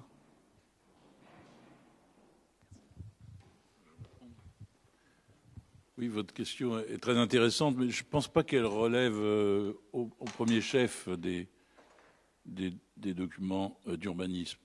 Mais par contre, elle doit relever évidemment de la préoccupation des urbanistes, du travail des urbanistes, des élus et des services. Moi, il me semble que, si vous voulez, comme toujours, le problème, c'est qu'on voit quand le marché prend en charge ce système, on arrive assez vite au marchand de sommeil. Donc, ce qui est toute la question qu'on voudrait regarder d'ailleurs avec Dominique Perrault et avec des bailleurs sociaux, comment est-ce qu'on peut éviter ça? Comment est-ce qu'on peut... voilà. Bon. Alors, ensuite, de quoi on peut naturellement exiger, comme on demande, d'avoir un pourcentage de logements sociaux. On pourrait avoir un pourcentage, je dis hôtel métropole, je suis à côté de Dominique, enfin, de lieux permettant la fluidité et l'arrivée. Mais encore une fois, je pense que ici, beaucoup des choses vont tenir dans l'accompagnement. Alors moi, j'ai essayé de dire, mais je pense qu'il faudrait qu'on y travaille davantage, qu'aujourd'hui, si vous voulez, on est frileux dans l'utilisation des grands espaces fonciers, voire immobiliers. Dans un premier temps, on avait mis un bâtiment. C'est peut-être pas la peine de mettre un bâtiment donné, enfin, très souvent, par exemple, l'établissement public foncier ou une ville, bon, ou acheter une usine 120. Je ne dis pas que ça ne coûte rien d'aménager des structures provisoires à l'intérieur, mais on sait que ça va prendre au moins 5 ans. Vous imaginez 5 ans, ce que c'est pour quelqu'un qui vit dans la rue ou qui va à l'hôtel tous les soirs, dans les 10 000 chambres ou les 30 000 chambres où on voit le SAMUT. Il y a peut-être quand même une possibilité, mais je pense qu'il faut la tester, d'avoir...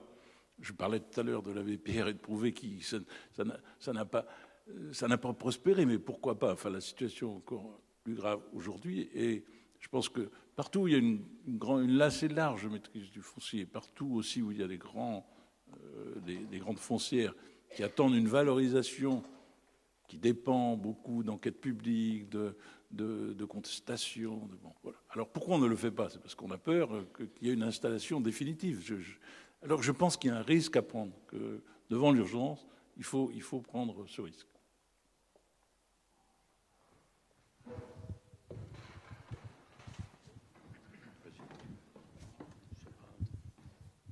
Oui, je peux prolonger un petit peu le propos de Jean-Louis, parce qu'effectivement, c'est pas vraiment un sujet de réglementation urbaine, c'est plus un sujet d'arriver à avoir des perceptions des lieux qui soient différentes. En fait, il y a beaucoup de possibles, mais ces possibles ne sont pas offerts, ou tout au moins ne sont pas révélés comme étant des possibles. Et donc, pour que ça puisse fonctionner, qu'ils puissent donc entrer, si je puis dire, dans un champ d'offres, on travaille sur des questions de modèle économique, de façon à ce que ces lieux qui sont des lieux d'entre-deux moments, mais qui sont des lieux aussi, pour certains, qui peuvent être laissés à l'abandon, qui sont des lieux qui sont peut-être pas forcément utilisés, ou tout au moins dont la réversibilité pourrait être aussi une forme de solution, entre dans une espèce d'échange, si vous voulez, qui serait fluide. Et parce que la question de la fluidité des populations dont vous parlez, oui, mais je trouve que c'est plus la question de la fluidité physique de l'offre. Parce que les gens bougent, qu'ils veuillent ou qu'ils ne le veuillent pas, de toute façon ils sont contraints, ils n'ont pas le choix.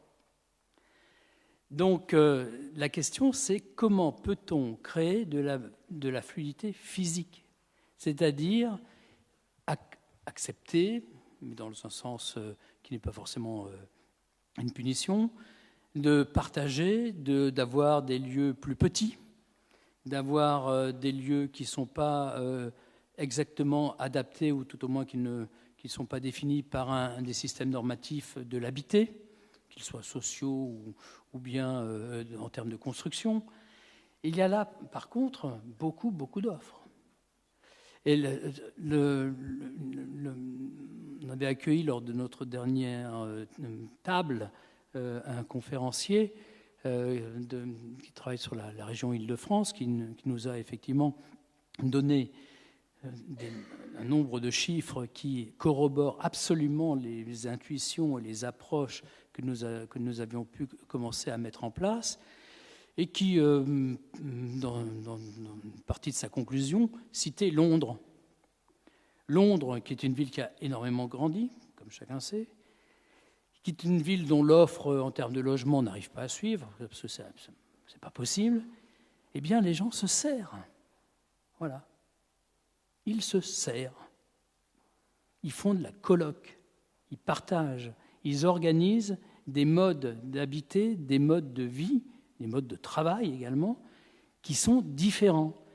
Je ne dis pas que c'est le bonheur, mais je dis qu'il y a une notion d'adaptation que nous avons beaucoup de mal à mettre en place dans notre système, si je puis dire, où justement vous posez la question, mais comment allons-nous réglementer cette disponibilité et cette fluidité que vous évoquiez?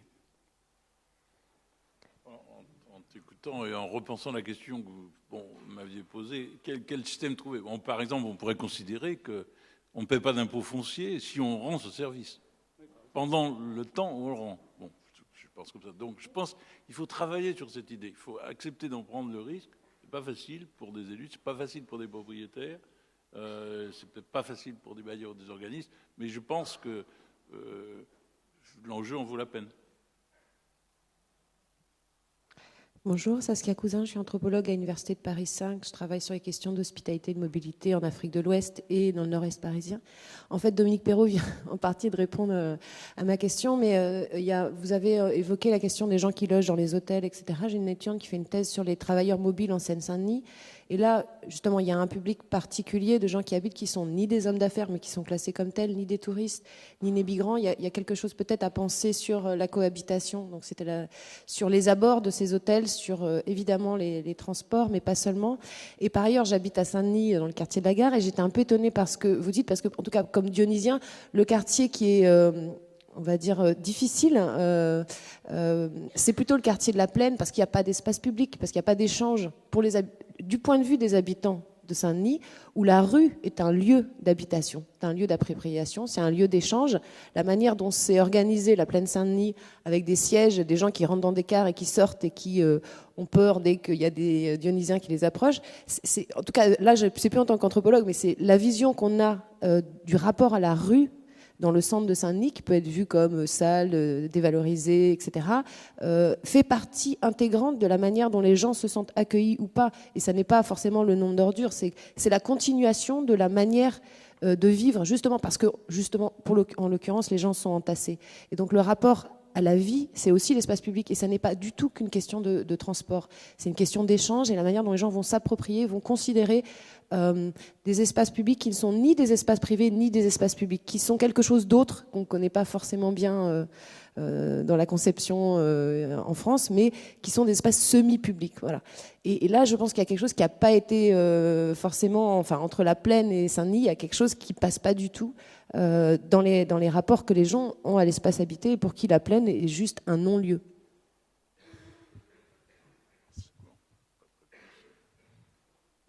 L'un des enjeux, justement, parce que une bonne partie des choses que vous dites est juste, c'est bien le traitement. C'est pour ça que c'est devenu une des préoccupations majeures des élus aujourd'hui, le traitement de l'interface entre la Plaine, désenclaver la Plaine et la relier à un centre de Saint-Denis qui aurait quand même, parce que vous savez, il y a beaucoup de problèmes dans l'espace public du centre de Saint-Denis. On ne peut pas, ça c'est une vision, on ne peut pas avoir une vision trop simple. Je vous assure, allez voir le commissaire de police de Saint-Denis, vous savez bien qu'il y a des difficultés.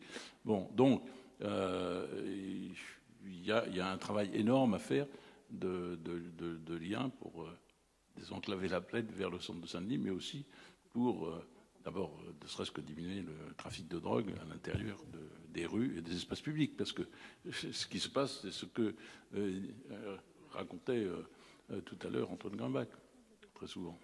Vous savez bien. Oui, Bernard Landau, moi j'ai une question à Madame de Wenden, qui n'est pas une question architecturale, qui est une question politique.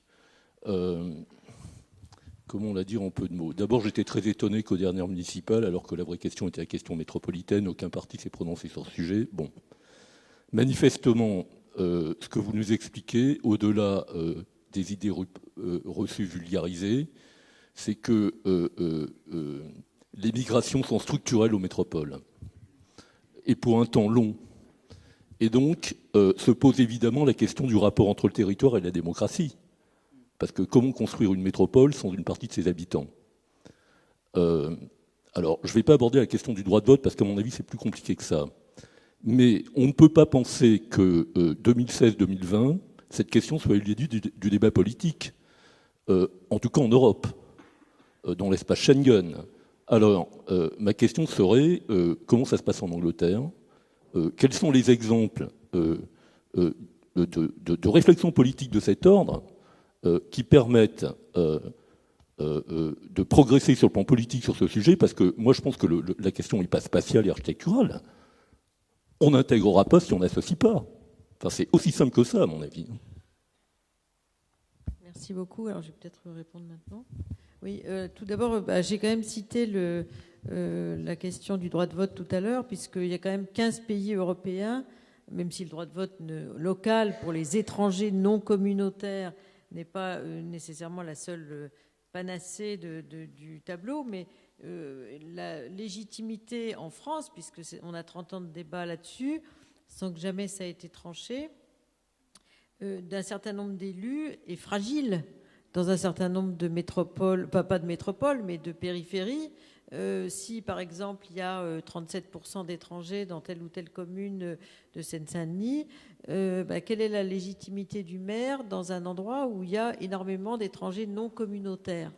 Et quelle incitation peut-il avoir à mener des dispositifs précisément de mieux vivre si la population cible ne vote pas? Donc là, il y a un vrai problème. Et si ceux qui votent, en partie, n'acceptent pas cette réalité de la sédentarisation des mobiles et qui d'ailleurs deviennent aussi des sédentaires. Donc ça, c'est un vrai sujet, à mon avis, pour l'ensemble des pays européens. Mais alors, ailleurs, on a d'autres. D'une part, il y a 15 pays qui ont donné le droit de vote local aux étrangers, qui sont pour certains des pays qui ne sont entrés dans l'Union européenne qu'en 2004. Et déjà, ils ont donné le droit de vote. Et d'autre part, en Angleterre, où on a quand même une société très cosmopolite, notamment à Londres, on a la moitié des étrangers qui sont du Commonwealth.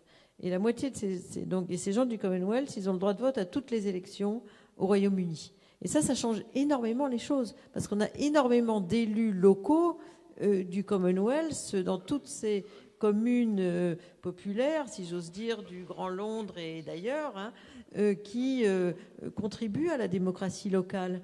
Et ça, c'est une des grandes différences que l'on a avec la situation française.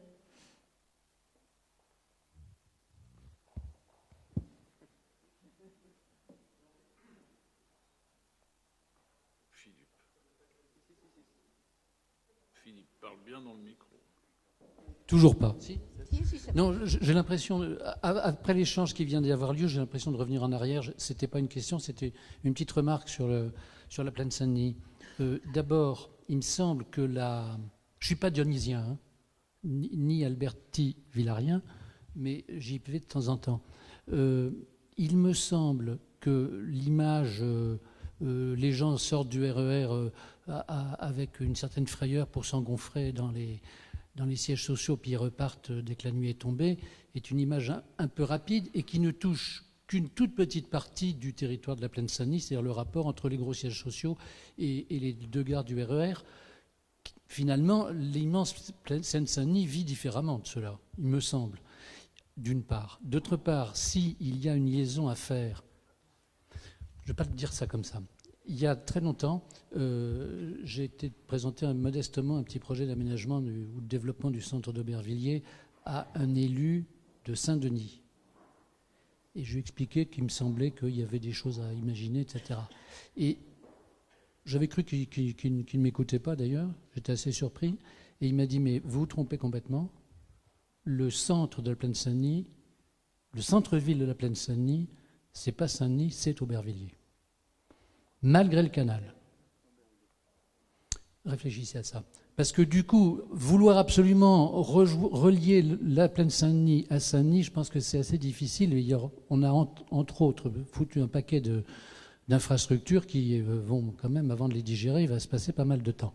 Mais par contre, dans la Seine-Saint-Denis même, il y a des tas d'endroits où la rue fonctionne avec des tas de gens dehors, des tas de choses, des bricolages de voitures, des écoles dans lesquelles on va chercher les enfants, ils s'en sortent, etc. Enfin, je veux dire, du côté de la rue du Landy, du côté contre le quartier Cristiano Garcia, etc., on n'a pas besoin d'aller chercher la basilique. On est là dans un quartier qui est vivant, qui se transforme plus ou moins bien, etc. Mais ça existe. Donc je trouve que si on regarde les choses de près, elles sont pas la plaine Saint-Denis, c'est pas rempli de sièges sociaux, c'est aussi rempli de logements en partie sociaux, en partie pas sociaux, neufs, relativement agréables, etc. Donc il y a des tas de il y a 2 cafés qui sont ouverts il n'y a pas longtemps sur la place du Front Populaire, alors qu'il n'y avait absolument rien, il n'y avait même pas de place.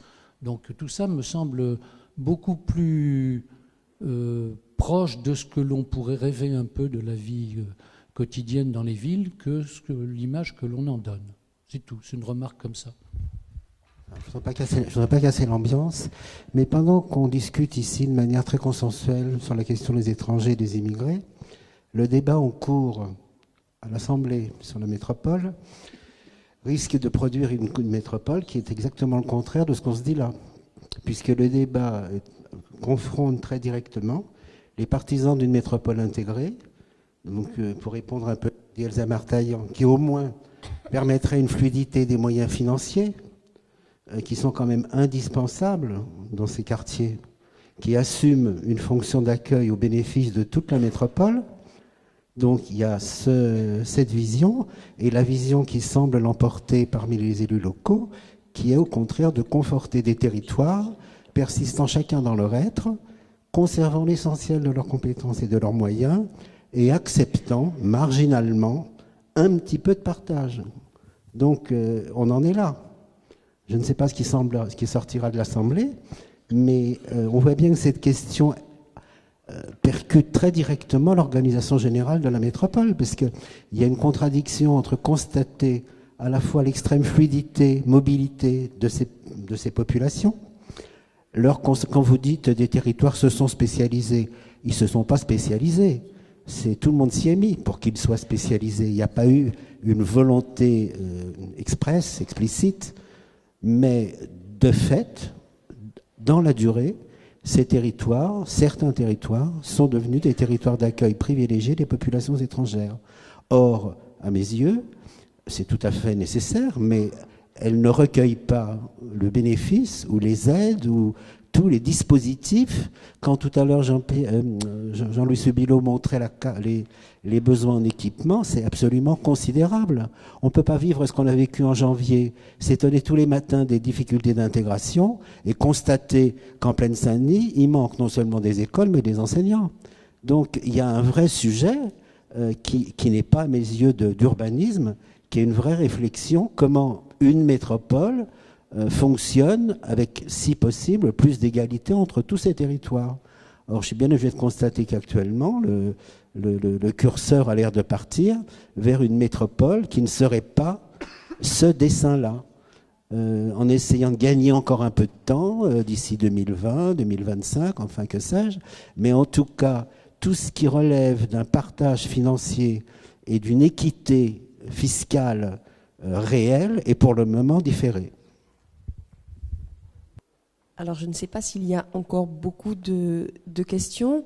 Je voudrais revenir sur ce qu'en introduction, nous vous disions, c'est-à-dire que le Conseil scientifique s'est saisi de ces questions, les équipes travaillent.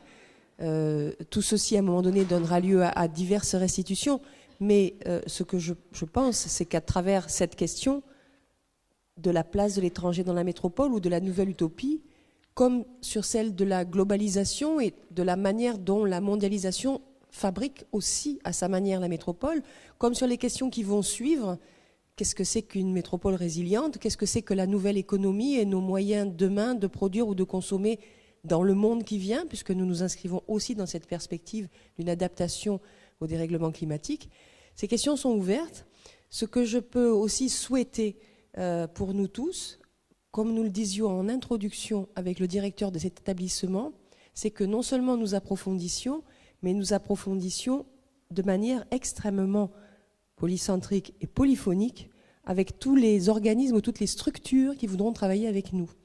Donc retenez bien que si ce débat ce soir vous a intéressé, et manifestement puisque vous étiez là, il se poursuivra dans des formes diverses, mais que ces questions-là, nous continuerons de les approfondir et si possible de plus en plus nombreux. Merci à tous pour l'extraordinaire travail que vous avez fait ce soir.